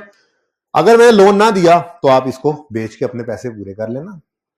स्टैंडर्ड कहता है आपका और बैंक का अरेंजमेंट है, मुझे कोई मसला नहीं है, आपका ही एसेट है, आपका ही डिफॉल्ट के केस में बैंक लेके जाएगा ना, आपका ही एसेट है। यूजर को लिख के बता दो, क्या क्या लिख के बता दो कि हमारा फलां एसेट फलां लोन के अगेंस्ट फलां बैंक के यहां प्लेज हुआ पड़ा है। अब ये बातें आपको क्या ख्वाब में आएंगी? सवाल के अंदर एज इट इज लिखी हुई बात होगी, आप उठा के उसको क्या करोगे, सब नोट्स में लिख दोगे, जो सब नोट्स जो 5.1 से आगे चल रहे थे ना उनमें लिख दोगे। फिर स्टैंडर्ड कहता है आपने मिसाल के तौर पे ईयर एंड है हमारा 31 दिसंबर 2022 और हमने कोई 5 दिसंबर को जर्मनी में एक सप्लायर है, बहुत बड़े बड़े फैक्ट्रियां जो मतलब वो प्लांट्स जो हैं वो मशीनरी जो है वो भेजते हैं, हमने उनसे कॉन्ट्रैक्ट कर लिया कि जी आप हमें एक प्लांट दीजिएगा, ठीक है। उन्होंने कहा ठीक है जी, प्लांट अगले साल फरवरी मार्च में आप तक पहुंच जाएगा। अब ये करोड़ों का एक कॉन्ट्रैक्ट हमने कर दिया, करोड़ों का कॉन्ट्रैक्ट हमने कर दिया। स्टैंडर्ड कहता है मैं इसमें इंटरेस्टेड हूं कि आप यूजर को ये भी लिखकर बताओ, क्योंकि हो सकता है यूजर भी इसमें इंटरेस्टेड हो, ठीक है। हो सकता है कोई लॉन्ग टर्म इन्वेस्टमेंट करना चाहता हो, वो कहे चलो यार इस कंपनी के शेयर्स खरीद लेते हैं, ये तो ग्रो करने जा रहे हैं, इतना बड़ा प्रोजेक्ट कर रहे हैं आगे। और कोई हो सकता है मेरे जैसा हो जिसका किचन भी डिविडेंड पे चलता हो और वो कहे कि यार ऐसा करता हूं कि यार इन लोगों ने तो डिविडेंड अगले 2-4 साल को नहीं देना, ये तो अभी फिलहाल ग्रो करेंगे फिर देखेंगे जब, तो छोड़ो यार कहीं और यहां से निकलो। मतलब यूजर्स के लिए ये एक रेलेवेंट इंफॉर्मेशन हो सकती है समवे और किसी न किसी वजह से, ठीक है। और बात समझ रहे हो? तो स्टैंडर्ड कहता है कि अगर आपने कोई कॉन्ट्रेक्चुअल कमिटमेंट की है to acquire PPE, contractual commitment की है टू एक्वायर पीपीई, तो यूजर को यह भी लिख के बता दो और कुछ नहीं करना। देखें अगर आपके पास प्लांट अभी पहुंचा नहीं है तो प्लांट डेबिट तो नहीं हो सकता, अकाउंटिंग तो यही कहती है जब प्लांट आ जाए तो प्लांट डेबिट, बल्कि जब प्लांट आ जाए और इंस्टॉल ना हो तो CWIP of plant debit, plant फिर भी डेबिट नहीं होना, बताया हुआ, ठीक है ना। तो एंट्री तब होगी जब प्लांट ने आना शुरू करना है। इवन एडवांस पे कर दो तो आप उसकी एंट्री करते हो advance for plant debit cash credit, PP तो फिर भी नहीं है, ठीक है। तो स्टैंडर्ड कहता है जो मर्जी करो आप, अकाउंटिंग आपकी, आपके जिम्मे। मैं ये कहता हूं अगर आपने कॉन्ट्रेक्चुअल कमिटमेंट की है टू एक्वायर पीपी और अभी वो आया नहीं है, अपने यूजर को लिख कर बताओ, ठीक है, अपने यूजर को लिख कर बताओ। कोई चीज रह तो नहीं है? अच्छा जी, दो बातें उसने और भी लिख दी हैं। एक उसने ये लिख दिया है कि कोई एक्सपेंस जो है अगर वो कैरिंग अमाउंट में ऐड किया हुआ है एसेट बनते हुए, क्या मतलब, ये भी कोई दूर की बात नहीं है, ये भी इधर ही पड़ा है,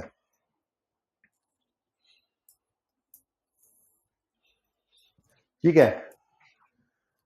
याद है फैम वाला सवाल, याद है मूवमेंट कैपिटल वर्किंग प्रोग्रेस, याद है हमने ये खर्चों को 53 रुपए का खर्चा ही था ना, इसको हमने कैरिंग अमाउंट ऑफ एसेट में क्या कर दिया, ऐड कर दिया अंडर कंस्ट्रक्शन एसेट वाले की। इसके बारे में वो कह रहा है स्टैंडर्ड में कि अगर आपने कोई खर्चा ड्यूरिंग कोर्स ऑफ कंस्ट्रक्शन किसी एसेट की कैरिंग अमाउंट में ऐड किया है तो वो भी लिख के बता दो।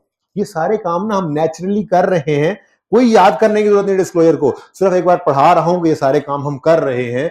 और स्टैंडर्ड्स ले लोगे ना जब, तो उसका पैरा जाके हाईलाइट कर लोगे तो वहां पे वो जब भी आपको जरूरत पड़ेगी ऐसे ओपन करोगे, डिस्क्लोजर रिक्वायरमेंट सारी आपके सामने होगी, उनके सामने पढ़ा इसलिए रहा हूं कि एक बार आपकी नजर से गुजरी हुई हो कि ये क्या चीज है, तो ठीक है, समझ रहे हो? अच्छा जी, तो जरा पढ़ के देखते हैं, एक चीज और भी रह गई और फिर बाद में बताता हूं, फिलहाल जरा ये पढ़ लें। क्या कहता है जी, financial statement must also disclose, ये भी जरूरी डिस्क्लोजर्स हैं, must also disclose restriction on title और PPE pledged as security for liabilities. क्या करो, नरेट करो, अंग्रेजी में लिख के बता दो भाई। अब ये सब नोट्स है, मेन नोट में कहीं नहीं आएंगी ये सारी बातें, ये कहां आएंगी, मेन नोट खत्म हो गए, अगर रीवैल्यूएशन है तो रीवैल्यूएशन के 3 सब नोट्स आप पहले लिखोगे और उसके बाद फिर जो ऐसी बात आए चुप करके नीचे अंग्रेजी में लिख दो, मुफ्त के नंबर है, ठीक है। Next, amount of expenditure recognised in carrying amount in the course of its construction, मैंने कहा जी वो अभी आपको दिखा के मूवमेंट इन सीडब्ल्यूआईपी का जो सब नोट था वो उसी की बात कर रहे हैं। फिर amount of contractual commitment for acquisition of PPE, अगर आपने कोई कॉन्ट्रैक्ट कमिटमेंट की है तो उसकी भी अमाउंट बता दो। और आगे वो कहता है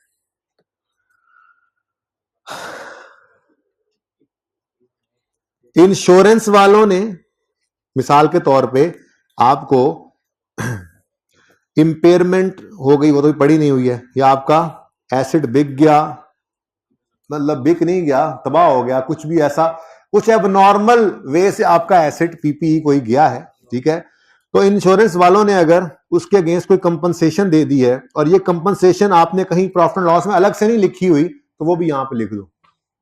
तो ऐसी को बात सवाल में लिखी होगी तो भाई आप भी एज इट इज उठाकर लिख देना। ऐसी बातों से परेशान नहीं होना, कोई कैलकुलेशन नहीं होती इनके अंदर, ये सिर्फ डिस्क्रिप्टिव डिस्क्लोजर्स होते हैं। अगर ऐसी को बात आ जाए सवाल के अंदर उठा के लिख दो। ठीक हो गया, यहां तक कोई मसला? अच्छा, उसके बाद ये देखो जी, ये तो हो गया मेन नोट, जिसके बारे में उसने क्या कहा था कि बताओ मेजरमेंट बेसिस नजर आ रहा है, एंड तक ये नजर आ रहा है, ओ भाई एंड वाले, ओ हाँ भाई एंड वाले, ये नजर आ रहा है। Measurement basis definition method life वगैरह बताओ, फिर ग्रॉस कैरिंग अमाउंट बताओ, ओपनिंग और क्लोजिंग निकलना चाह रहे थे ना ये जी, उसके बाद ग्रॉस कैरिंग, उसके बाद एकोमोडेशन बताओ ओपनिंग और क्लोजिंग पे, फिर रेकंसिलिएशन बताओ, डन। उसके बाद कुछ ऐसे डिस्क्लोजर्स हैं जो अभी तक दोनों सवालों के अंदर हमने नहीं देखे, इवन तीनों में नहीं देखे, तीनों में ही नहीं देखे, तीसरा अभी पास पेपर का सवाल किया ना, तो बहुत कम है इनका आने का चांस, लेकिन आ जाए तो ये पता लग गया हमें कि इसके बाद पॉइंट्स के अंदर लिख दो कहीं पे 5.2, 3, 4, 5 कहीं पे भी लिख लो अंग्रेजी में उठा के। वो कौन कौन से हैं? आपका कोई पीपीई प्लेज्ड है एज अ सिक्योरिटी, या किसी का टाइटल रिस्ट्रिक्टेड है, या आपने कोई कॉन्ट्रेक्चुअल कमिटमेंट की हुई है, या और कौन सा है कंपनसेशन किसी पार्टी ने दिया, आपने कहीं और नहीं लिखी हुई, यहां पे लिख दो, और सीडब्ल्यूआईपी की मूवमेंट, इस तरह की बातें उसने लिखी हुई है, ठीक है, वो कहां पे आएंगी? मेन नोट में नहीं आनी।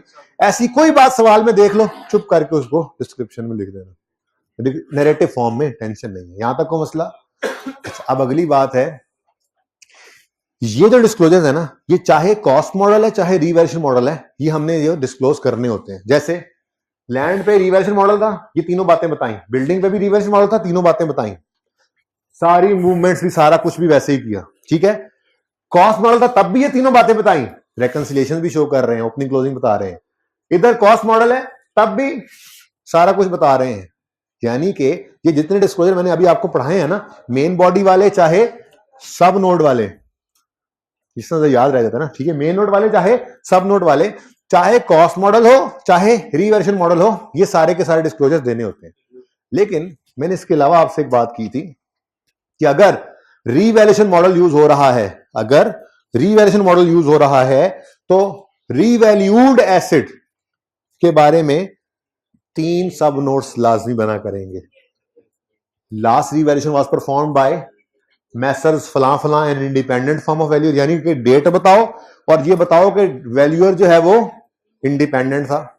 और एक और बात भी है, नहीं, पहले में ही फैम वाला सवाल, ये ऐसी कोई लाइन लिखी हो, मैंने आपसे कहा था मुझे लिखवाओ क्लास में, याद होगा आपको, मैंने कहा था लास्ट, ये फैम वाला सवाल है, लास्ट परफॉर्म ऑन यकम जनवरी 15 बाय मैसर्स फलां फलां chartered surveyor on the basis of existing use value open market. मैंने कहा था इस बात को सोचना नहीं है, ये हमारा काम ही नहीं है, रिवैल्यूएशन का काम है, रिवैल्यूअर का वो प्रोफेशनल होते हैं, उन्हें पता है कौन सी बेसिस उठानी है और क्या करना है और क्या नहीं करना, तो ठीक है ना, सही है।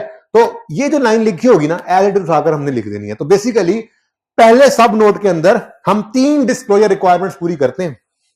पहली इफेक्टिव डेट, दूसरी इंडिपेंडेंट था या नहीं था, तीसरी जो भी बेसिस यूज हुई हैं रिवैल्यूएशन में, सवाल में लिखी होंगी तो उठा के लिख देंगे, नहीं लिखी होंगी तो हमें क्या, हम नहीं लिखेंगे, तो ठीक है। इसमें था लिखा हुआ on the basis of existing value, हमने लिख दिया। ऐसी कोई बात भी, कोई भी जुमला लिखा हुआ बस उठा के एज इट इज लिखना है, यहां पे लिखा हुआ तो लिख दिया। इस सवाल में उसने कोई नहीं लिखा था तो हमने भी नहीं लिखा, और ठीक है, और बात समझ रहे हो। तो बेसिकली ये 3 सब नोट्स हमने जो है, 3 डिस्क्लोजर रिक्वायरमेंट्स हमने रिवैल्यूएशन वाले पहले सब नोट के अंदर फिट करनी है, ठीक है। आखिरी रिवैल्यूएशन कब हुई, इंडिपेंडेंट था या नहीं था, और बेसिस वगैरह क्या यूज हुई, ठीक है। ये क्या, कहां से उठाओगे, सवाल से उठा के एज इट इज अंग्रेजी लिख दोगे, ठीक है। अच्छा एक और बात भी, नॉर्मली क्या होता है, नॉर्मली सवाल में वो कहता है कि जी ये कार्ली लिमिटेड है, और नीचे या बल्कि ये देखो कहता है जी ये फैम है, और नीचे क्या कहता है, रीवैल्यूएशन किसने की है, message Jackson and company chartered surveyor's ने। तो क्लियर पता लग जाता है कि ये इंडिपेंडेंट है, अनलेस कोई एबनॉर्मैलिटी होगी ना, सवाल खुद बताएगा, सवाल खुद बताएगा कि ये इसकी खाला का बेटा है। सवाल ऐसी बात नहीं कर रहा तो फिर जाहिर नजर आ रहा है जो वो क्या है, फैम अलग है और चार्टर्ड सर्वेयर ये मैसेज जैक्सन अलग है। तो कोई रिश्तेदारी अगर इनकी होगी तो सवाल खुद बताएगा, ठीक है ना। तो सवाल नॉर्मली इस तरह का नाम लिखकर ना अलग थलग सा ये इंडिकेशन दे देता है कि ये इंडिपेंडेंट है, ठीक है। ओके, तो हमने क्या किया, हमने पहले बेसिकली टोटल 5 डिस्क्लोजर रिक्वायरमेंट्स हैं, 6 रिक्वायरमेंट्स हैं बेसिकली रिवैल्यूएशन की, जिसमें से पहली 3 अलग अलग को हमने अपने सब नोट 1 के अंदर डाल दी रिवैल्यूएशन के, ठीक है। Last date, effective date of revaluation, whether independent valuer was involve, और तीसरा कौन सी बेसिस यूज हुई। इधर देखो, ये देखो, disclosures for assets stated at revalued amounts, ये सिर्फ रिवैल्यूड एसेट के बारे में है। क्या बताओ, When item of PP are stated at revalue amount, following must be disclosed, ये भी लाजमी है। अब ये पहले 3 बुलेट्स को हमने अपने सब नोट 1 में डाला हुआ है, ये देखो, effective date of revaluation, whether and independent valuer was involved, आगे the extent to which the item blah blah blah blah blah blah blah blah blah blah. मैंने नहीं पढ़ा इसको, मैं पढ़ना नहीं चाह रहा, क्यों, हमारा क्या इससे, ठीक है। बस ऐसी कोई बात सवाल में लिखी हो, जानबूझ के नहीं पढ़ा, पढ़ लेते हैं, आओ पढ़ो। The extent to which items fair value were determined directly with reference to observable prices in active market or recent market transactions on arm's length terms or were estimated using other ओ भाई हम value कर रहे हैं, हमें क्या पता इन basis का, ये हम एक्सपर्ट्स का काम है जो रिवैल्यू करते हैं, वो रिपोर्ट बना के देते हैं, हम उनसे उसको देखकर हम अपनी जनरल एंट्रीज कर लिया करते हैं। ओके, ठीक है ना। तो इसलिए ये तीनों मैंने इकट्ठे कर दिए, ठीक है, और ये तीनों वही हैं जो मैंने फैम के सवाल में आपको लिखवाए थे। फैम वाले सवाल मैंने क्यों यूं बोला था आपको, किधर है फैम, ये आप अगर जाकर देखोगे तो सब नोट क्या लिखा होगा, last revaluation was performed on January 15 by Messrs Jackson and company chartered surveyor and independent firm of valuer on the basis of existing use value on the open market, full stop. कोई technicality कोई नहीं है, उठा के चीजें लिख दी। ये 3 चीजें हमारी पूरी हो रही हैं, effective date, whether independent was involve, और आगे बेसिस वगैरह। डन हो गया, सही है। ये हमने कहा था, मैंने कहा था आपको सब नोट 1 हमारा ये बन गया। दूसरा सब नोट मैंने कहा था, had there been no revaluation, revaluation ना होती तो बुक वैल्यू क्या होती, वो ये लिखा हुआ। For each revalued class of property plant equipment the carrying amount that would have been recorded had the asset been carried under cost model, इसके साथ लिख लें आप, बुक वैल्यू, रिवैल्यूएशन ना होती तो बुक वैल्यू क्या होती, ये वही है, ये वही है, यहां पे लिखवाया था। ये देखो, ये अल्लाह मिल जाए, ये देखो, ये मतलब आपकी क्लास में लिखा था, अगर रिवैल्यूएशन ना होती तो बुक वैल्यू, कॉस्ट मॉडल वाली बुक वैल्यू क्या होती, ये वही बात लिखी हुई। डन, 2 हो गए। तीसरा सब क्या कहा था, movement in revaluation surplus, the revaluation surplus indicating the change for the period, बस, ठीक है। ये क्या है जी, ये रिवैल्यूड एसेट के तो 3 सब नोट्स हमने बनाए थे। स्टैंडर्ड ने 6, इनफैक्ट 5 रिक्वायरमेंट्स की हैं, लेकिन मैंने उसमें 3 को पहले में ऐड करवा दिया था, फिर ये दूसरा और ये डन, ठीक है। बाकी ये कुछ एडिशनल डिस्क्लोजर्स हैं जो मस्ट वाले नहीं है, ये मैंने बच्चों को लिख दिया था कि कल करवाऊंगा, क्योंकि अगर ये इससे आगे पढ़ाता तो होमवर्क, ठीक है, सही है जी। तो ये डिस्क्लोजर हमने पढ़ लिए हुए थे, कोई टेक्निकलिटी नहीं थी, जस्ट आपको ये बताया कि ये जो स्टैंडर्ड ने रिक्वायर किया है ये हम कर रहे हैं। आप जब प्रोफेशनल अपनी लाइफ में जाएंगे और आप फाइनेंशियल स्टेटमेंट बनाने पहले चेक करने लगेंगे, ऑर्डर बनेंगे, तो आपने देखना है कि आपके जो क्लाइंट ने फाइनेंशियल स्टेटमेंट्स दी हैं उनमें जो IAS 16 है उसके बारे में ये बातें हैं या नहीं है, डिस्क्लोजर चेकलिस्ट बनी होती हैं, आप देखते हो हाँ हाँ ये सारी चीजें उन्होंने बताई हुई, जो ना बताई हो आप एतराज लगा देते हो, भाई ये सही करो या फिर रिपोर्ट में लिख देंगे, सही करो या रिपोर्ट में लिख देंगे, ठीक है। तुम्हारी हर बात पैसों से शुरू होकर पैसों पे खत्म होती है, मैं तुम्हारे मुस्तकबिल के बारे में बहुत परेशान रहने लग गया हूं। अब तुम जरा मिलो किसी वक्त मुझे अलग टाइम में। अल्लाह अकबर।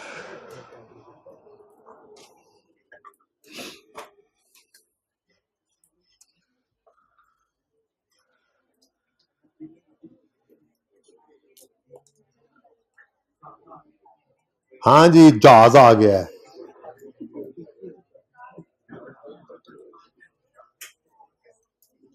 जहाज नहीं कहते, एरोप्लेन कहते हैं। एरो भाई, ये एक एरोप्लेन है प्लीज, ये एक एरोप्लेन है। ओके, इसमें ये देखिए खिड़कियां लगी हुई हैं, यहां लोग बैठे आपको देख रहे हैं। सुने आप, ये एक एरोप्लेन है जिसके अपनी कॉस्ट मतलब करोड़ों के अंदर इसकी कॉस्ट होती है, ठीक है। लेकिन इसके डिफरेंट पार्ट्स होते हैं, हर एक की लाइफ अलग होती है और कॉस्ट भी अलग अलग गिवन होती है। जैसे इस हवाई जहाज के अंदर इंजन भी है, इसकी ये बाहर आपको बॉडी भी नजर आ रही है, और ये जो शीशे हैं ना, शीशों के पीछे सीटें भी हैं जिनके ऊपर लोग बैठे हुए हैं, ये सीटें भी लगी हुई हैं, ठीक है। अब हर एक पोर्शन की लाइफ अलग है, हर एक पोर्शन की कॉस्ट भी अलग गिवन होती है, ठीक है। जब लाइफ अलग, कॉस्ट अलग, तो क्या सारे हवाई जहाज को इकट्ठा डेप्रिशिएट कर सकते हैं? नहीं करेंगे। सिंपल सी बात है, हम हर सिग्निफिकेंट पोर्शन को अलग अलग डेप्रिशिएट करेंगे, ठीक है। जागते रहना पाए ना, भाई को उठा दो साथ वाले को, उठा दो। अभी स्पटनिक सी वाला सवाल होमवर्क में आना है, और तुमने वहां पे घर जाके ऐसे करना है। फिर वैसे तो ऐसे करोगे, समझाने के बाद भी करोगे, तो फिर मैंने बताया ना 2-3 दिन लगाएंगे इंशाल्लाह, स्लोली ताकि आप पहले कर लें फिर मैं करूँ, ठीक है। अच्छा सुने जी, इधर देखें जी, ये देखें, ये क्या लिखा हुआ है, एग्जाम्पल 2 के साथ क्या लिखा हुआ है। अच्छा वैसे ही मैं बता रहा था, सुने जी। A company had purchased a new aeroplane for 10,000 million। मैंने चेंज कर दिया थोड़ा सा, नीचे भी डिफरेंट था ना, इसलिए। पेज नंबर है जी 10।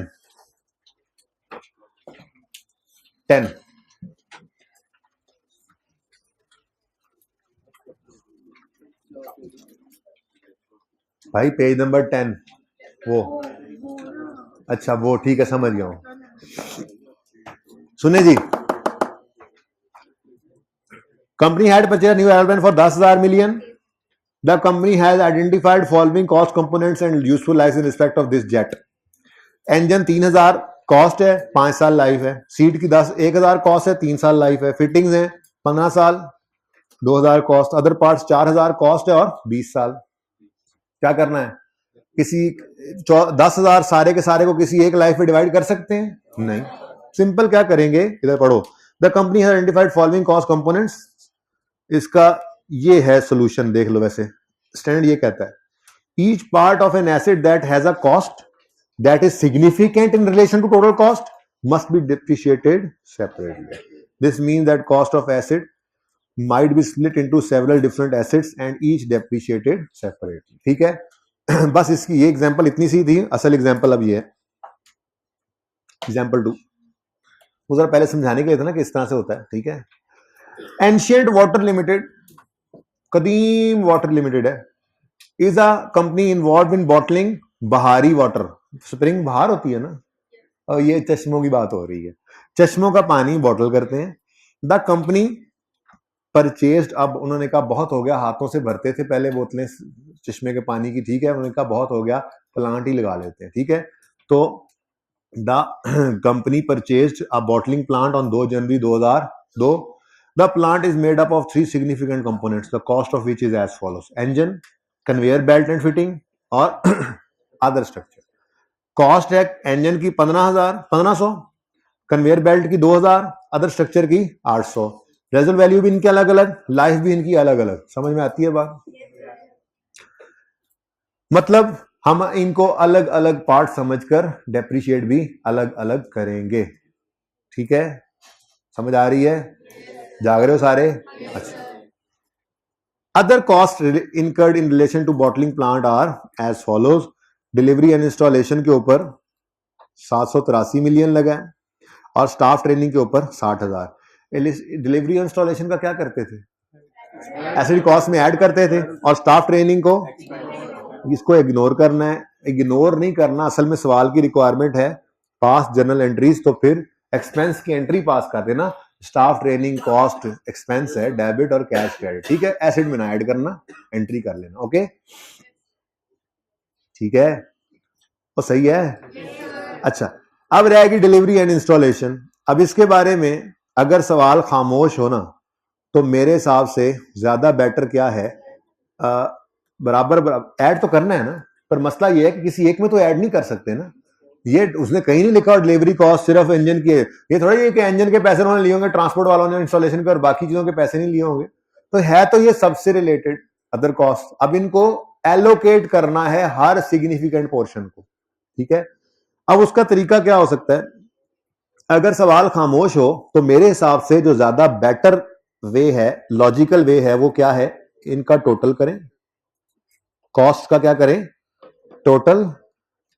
ये टोटल कॉस्ट जो आएगी, अब 783 आपने इंजन को एलोकेट करना है ना, तो आप यूं लिखोगे 783 into 1500 divide by total cost. Conveyor belt के लिए आप करोगे 783 इंटू 2000 बटे टोटल कॉस्ट, यानी प्रोपोर्शनेट बेसिस पर, प्रोपोर्शनेट। इन केस ऑफ खामोशी और सवाल आप ये जो टोटल कॉस्ट, ये जो अदर कॉस्ट है ना, अदर कॉस्ट, ठीक है, जितनी जो आपने एलोकेट करनी है, ऐड करनी है एसिड कॉस्ट में, in the absence of any other information, आप इनको क्या करोगे, एलोकेट करोगे प्रोपोर्शनेट बेसिस पे। कॉस्ट की प्रोपोर्शनेट ले लो ना, जिसकी जितनी ज्यादा कॉस्ट उसको उतना ज्यादा हिस्सा इसका। लेकिन ये कब करेंगे, जब सवाल खामोश हो। आज हमारा सवाल खामोश नहीं है, इसलिए ऐसा कुछ करने की जरूरत नहीं है। सवाल क्या कहता है, आखिरी पॉइंट पढ़े, all other cost are considered to be evenly between. अल्हम्दुलिल्लाह, ऐसी भी सहूलतें होती हैं सवाल में। कह रहा है कि सारी अदर कॉस्ट कंसिडर करो कि इनकर हुई है evenly between three significant components. वो आगे भी उसने अंग्रेजी में वही बात लिखी है, उसको घर पे पढ़ लेना, छोड़ो उसको, ठीक है ना, मैं फिलहाल नहीं पढ़ा रहा। क्या मतलब 783 बटा 3 करो और हर एक पार्ट को बराबर। तो आसानी हो गई। तो ये आसानी जब सवाल खुद बताए तब लेनी है, सवाल खामोश हो तो फिर बराबर नहीं अज्यूम करना, फिर प्रोपोर्शनेट बेसिस ज्यादा मुनासिब मेरे हिसाब से बनना, ठीक है जी। तो 783 डिवाइड बाय 3 करोगे, ठीक है जी, और हर एक को ऐड कर दोगे। अच्छा, अब घर पे करना क्या है वो बाद में देखते हैं, पहले इधर देखो, बल्कि पहले इधर देखो। हाँ जी, कॉस्ट कितनी है इंजन की, 1500, कन्वेयर बेल्ट 2000, अदर स्ट्रक्चर, ऐसे करना है घर पे, ठीक है, छोटी सी वर्किंग बनानी है। अब इसमें ऐड क्या करना है जी, डिलीवरी एंड इंस्टॉलेशन ऐड करना है, बोलो। अब वो 783 का डिवाइड बाय 3, 1/3 कितना बनता है, 261, 261, 261। ऐसे ही कोई और कॉस्ट भी अलग अलग हो सकती थी।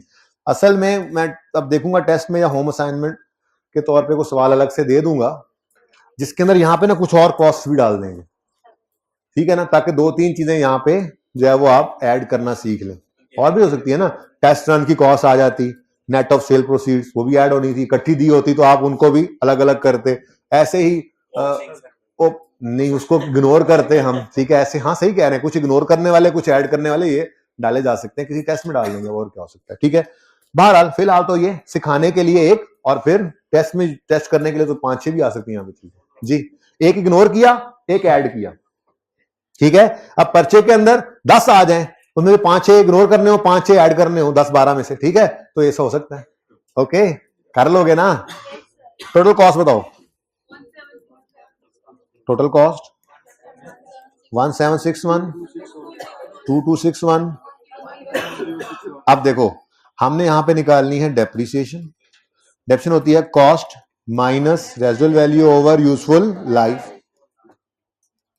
अब हमारी अपनी वर्किंग है ना, बस ठीक है, ये लिख दिया एक बार फॉर्मूला, आप डायरेक्ट करो। इधर देखो, इसकी कॉस्ट 1761 माइनस 500 डिवाइडेड बाय 5, इसकी डेप्रिसिएशन आ गई 2261। कॉस्ट है कन्वेयर बेल्ट की, minus 0 divide by life 8 years, depreciation आ गई, तो निकल आएगी डेप्रिसिएशन, ठीक है। एंट्रीज भी अलग अलग करनी है। अदर इंफॉर्मेशन जरा जल्दी से पढ़ लें एक दफा, पॉइंट आखिरी वाला तो पढ़ लिया था हमने। The plant was available for use on यकम February, all the production only begin on यकम मार्च। कई बार अब तो ये बात हो चुकी। प्लांट आया कब, 2 जनवरी को। अवेलेबल फॉर इस्तेमाल कब हुआ, बेटा बातें नहीं, अवेलेबल इस्तेमाल कब हुआ, यकम फरवरी को। एक्चुअली इस्तेमाल कब हुआ, यकम मार्च को। तो डेप्रिसिएशन कब से स्टार्ट करेंगे, यकम फरवरी से, ठीक है। Oh, very important point. The plant was temporarily idle during October X2 when the factory closed down for annual holidays.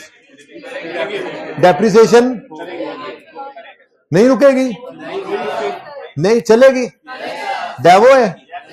Depreciation once start हो जाए फिर नहीं रुकेगी. अच्छा, कभी ऐसा मुमकिन है कि डेप्रिसिएशन रुक जाए?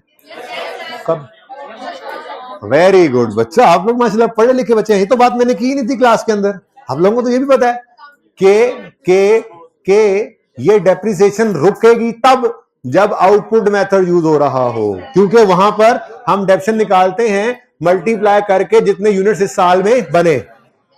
वरना डेप्रिसिएशन स्ट्रेट लाइन हो, रिड्यूसिंग बैलेंस हो, सम ऑफ द ईयर डिजिट हो, वो कभी भी हमने. ओ भाई साहब तमाशा इधर, ठीक है, वाइट शर्ट जी. डेप्रिसिएशन कभी नहीं रुकेगी, स्ट्रेट लाइन हो, रिड्यूसिंग बैलेंस हो, सम ऑफ ईयर डिजिट हो. सिर्फ एक मेथड है जिसमें डेप्रिसिएशन रुक जाती है अगर प्लांट रुक जाए, वो है आउटपुट मेथड. ठीक है,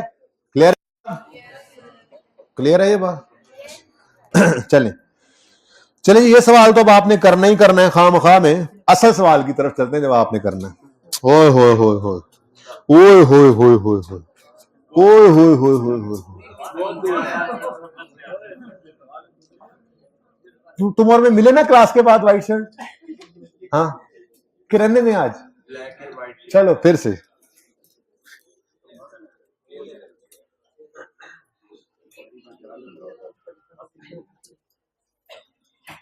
wow, page number 83, question number 16. लो भाई, आ गया वो मैदान में जिसका इंतजार था. सबसे जबरदस्त सवाल, मैं कहता हूं सबसे हैवी सवाल कह लो इसको, और IAS 16 में से हैवी सवाल कोई नहीं. अगर ये 2 दिन में हमने कर लिया, जरा हट के था ना थोड़ा सा, इसलिए ICAP की तारीख में ऐसा सवाल कभी आया नहीं था. बस हमारी किताब में वही जो थोड़ी देर पहले हम कन्वेयर बेल्ट वाली एग्जांपल करके आए वही थी. सुनो, और बच्चों को ऐसे बता दिया करता था बंदा कि वो कॉस्ट मॉडल है, रिवैल्यूएशन मॉडल भी आ सकता है. ICAP ले आया. ठीक है, पढ़ते हैं. Sputnik Sea Limited runs a cruise business across samandars. Following information in respect of one of SSL's cruise ship is available. SSL bought a cruise ship on Yakam March 18. After completing all required formalities, ship was ready to sail on Yakam April 18. देखो 17 number का सवाल है, लेकिन आप ये नहीं कह सकते कि बिल्कुल भी हमारे पल्ले कुछ नहीं पड़ेगा. आप अगर अभी से छोड़ दूं ना आपको, जितना आप कुछ आपने पढ़ा हुआ है, हाथ पांव मारने वाले बंदे को इस 17 में से 7-8 नंबर मिल ही जाएंगे. ठीक है, मुश्किल सवाल, ये मुश्किल सवालों में से एक सवाल है जो पर्चे में आया करते हैं ऐसे. ठीक है, तो हर सवाल तो पूरा सही भी नहीं होता. आसान सवाल ज्यादा मार्क्स दे जाते हैं, मुश्किल वालों में से पासिंग मार्क्स लेने आपको आने चाहिए. ये टेस्ट के अंदर हम प्रैक्टिस करते हैं, जो आप लोग देते ही नहीं. जो पेपर में पहली बार जाकर ये चीज ट्राई करने लगेंगे, उनको उस बार उनसे नहीं होगी, फिर अगली बार वो नियत करके आएंगे, अब मैं दूसरी बार पढ़ने जा रहे हैं, हूं मैं सारे टेस्ट दवाऊंगा. तो पहली बार ही दे लेना, पहली बार. ठीक है, अच्छा जी. यकम मार्च को SSL ने बाय की शिप और यकम अप्रैल को रेडी टू सेल है. तो डेप्रिसिएशन किसने स्टार्ट होगी? यानी यकम मार्च को इग्नोर करेंगे, यकम अप्रैल से हमारी डेप्रिसिएशन स्टार्ट होगी. Details regarding components of ship are. अभी तक बड़ा अच्छा लग रहा है सवाल, बिल्कुल वो एग्जांपल वाला जो क्लास में करके गए थे ICAP में बच्चे हैं जी. इंजन है, बॉडी, आपको वो देखा इंजन, कन्वेयर बेल्ट है, बिल्कुल वैसा ही है. Engine, body, dry docking. क्या सोचना कि ड्राई डॉकिंग क्या होता है, गूगल कर लेना, सामने नजर आ रहा है. कंपोनेंट्स ऑफ कॉस्ट में उसने कॉस्ट दी हुई है, बस लाइव दी हुई है, हम डेप्रिसिएट करेंगे. जिसको तकलीफ है वो गूगल करे जाके. सुनो, ओ ये देखो, थोड़ा सा ICAP ने ट्विस्ट भी तो डालना था. इंजन की लाइफ गिवन है आवर्स में, हावर्स में. इंजन की लाइफ आवर्स में गिवन है. बॉडी लाइफ, यूजफुल लाइफ है ईयर्स में, और ड्राई डॉकिंग की भी ईयर्स में. ठीक है, कंपोनेंट्स अलग अलग हो गए और कोई मसला ही नहीं है. इसकी डेफिनेशन भी सिखाई हुई है आपको. 840 माइनस 40 डिवाइड बाय 50,000 इंटू जिस साल के अंदर डेफिनेशन देनी है उस साल की आउटपुट से मल्टीप्लाई कर दोगे. बाकी तो सिंपल ही है, वो तो मंथ से मल्टीप्लाई करोगे, क्योंकि पूरा साल डेफिसिट नहीं होना. यकम अप्रैल को ये शिप ने चलना शुरू किया, सेल करना शुरू किया. ठीक है, ऑन, ओ ये बाद में पढ़ाता हूं. इधर देखो, the average monthly selling of the ship during the last 3 years are as under.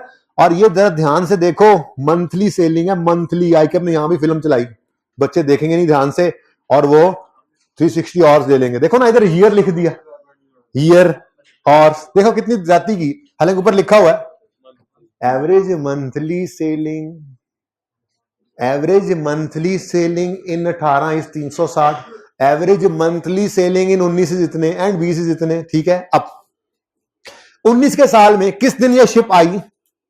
या कब? मार्च, दफा करो, चलना शुरू किया किस दिन? अप्रैल से। अप्रैल, मई, जून, जुलाई, अगस्त, सितंबर, अक्टूबर, नवंबर, दिसंबर, कितने महीने? 9। हर महीने एवरेज उन्होंने निकाल दी ना। असल में एवरेज का मतलब होता है किसी महीने में 400 किलोमीटर चली होगी, किसी में 350 चली होगी, किसी में 300 चली होगी, तो एवरेज आउट किया उन्होंने तो 360 आ गया। ठीक है, तो एवरेज है, इसको 9 मंथ से मल्टीप्लाई करो, क्या आंसर आता है जी? 4, कैलकुलेटर कर लो ना, 3240 और अब क्या होगा? 840 million minus 40 million divide by 50,000 और इंटू 3240 और ये आ गई पहले साल की डेप्रिसिएशन। वो मुश्किल जी? दोबारा बता, इंजन की कॉस्ट 840 है, डेप्रिसिएशन निकालनी है, 840 cost minus 40 residual value divide by 50,000 expected life into 3240 जो और 2018 में इस्तेमाल हुई। ठीक है, अच्छा, उसके बाद अब आप 19 में चुप करके 12 महीने करने ही लगे थे कि मैंने कहा जरा 1 मिनट रुक कर पॉइंट 3 पढ़ लो। वो कह रहा है ऑन यकम May 19 the ship suffered an हादसा which damage its body, repair work took 2 months and costed 26। Repair work से, रिपेयर वर्क तो एंट्री तो होगी repair expense debit cash credit. ठीक है, साथ ही वो क्या है, रिपेयर ने कोई लाइफ स्टाइल नहीं बदली, सब वैसे ही है। ठीक है, रेवेन्यू एक्सपेंस है। ठीक है, लेकिन 2 महीने तक शिप ने सेल नहीं किया तो डेप्रिसिएशन तो नहीं रुकेगी ना? रुकेगी, इंजन की रुकेगी, बाकी किसी चीज की नहीं रुकनी। ठीक है, तो इंजन की यहां 10 मंथ्स आएंगे। हाइब्रिड वालों आवाज आ रही है, सिर्फ आवाज ही आनी चाहिए, यहां पे सुन लें, खामोश हो। 2019 में जहां पे मैंने 12 लिखा था, 12 नहीं 10 मंथ्स होगा। 10 महीनों की डेप्रिसिएशन आपने कैलकुलेट करनी है क्योंकि 2 महीने तक वो चला नहीं, और आउटपुट मेथड में एसेट नहीं चलेगा तो डेप्रिशिएट भी नहीं होगा। भाई हाइब्रिड वालों सिर्फ सुनने वाली बातें हैं। अब यहां तक सवाल, वो रावी चैन ही चैन लिख रहा था, मसला आता है पॉइंट नंबर 5 में, जब वो कहता है एसएसएल यूजेज रीवैल्यूएशन मॉडल। कोई बात नहीं, आपकी किताबों के ऊपर सवाल मौजूद है। भाई ये हाइब्रिड वालों, ये फिजिकल वालों को भी कुछ प्रोजेक्टर पे नजर नहीं आ रहा, सब बच्चे बुक्स के ऊपर देख रहे हैं, सब बुक्स के ऊपर देखें। एसएसएल यूजेस रीवैल्यूएशन मॉडल, पुराने जमाने में चलेंगे जब किताब से पढ़ा करते थे, मैं भी किताब से पढ़ता था जी। SSL uses revaluation model, SSL accounts for revaluation net replacement value method and transfer, वही वाली बात लिखी हुई है। आगे कहता है revalued amount on 31 December 19 and 20 was 1400 and 1000 respectively. ये मसला कोई नहीं है, मसला ये है कि रीवैल्यूड अमाउंट इकट्ठी दे दी है उसने, रीवैल्यूड अमाउंट इकट्ठी दे दी है और हमारे कंपोनेंट्स अलग अलग हैं, तो साथ ही उसने फिर अगली लाइन में यह बता दिया कि जो रीवैल्यूड अमाउंट है हाइब्रिड वालों, जो रीवैल्यूड अमाउंट है, उस रीवैल्यूड अमाउंट को आपने जो उस दिन बुक वैल्यू हो ना रीवैल्यू के दिन, उसकी बेस के ऊपर, जैसे मैंने अभी नहीं बताया था, आप प्रोपोर्शनेट कर लें, इस तरह से प्रोपोर्शनेट करना है। अब जाहिर सी बात है इस सवाल को आप ट्राई करोगे, फिर कल मैं एक स्टेप फर्दर जाऊंगा, हो सकता है वर्किंग कर दूं, एंट्रीज छोड़ दूं, फिर कहूं जरा करके आना, और फिर परसों इसको इंशाल्लाह पूरा करेंगे। ठीक है, तो आपके होमवर्क के अंदर ये क्वेश्चन नंबर 16 भी है और एक एग्जाम्पल भी है। आज के लिए इतना ही, जिंदगी रही तो कल होगी मुलाकात। अल्लाह हाफिज, अस्सलाम वालेकुम।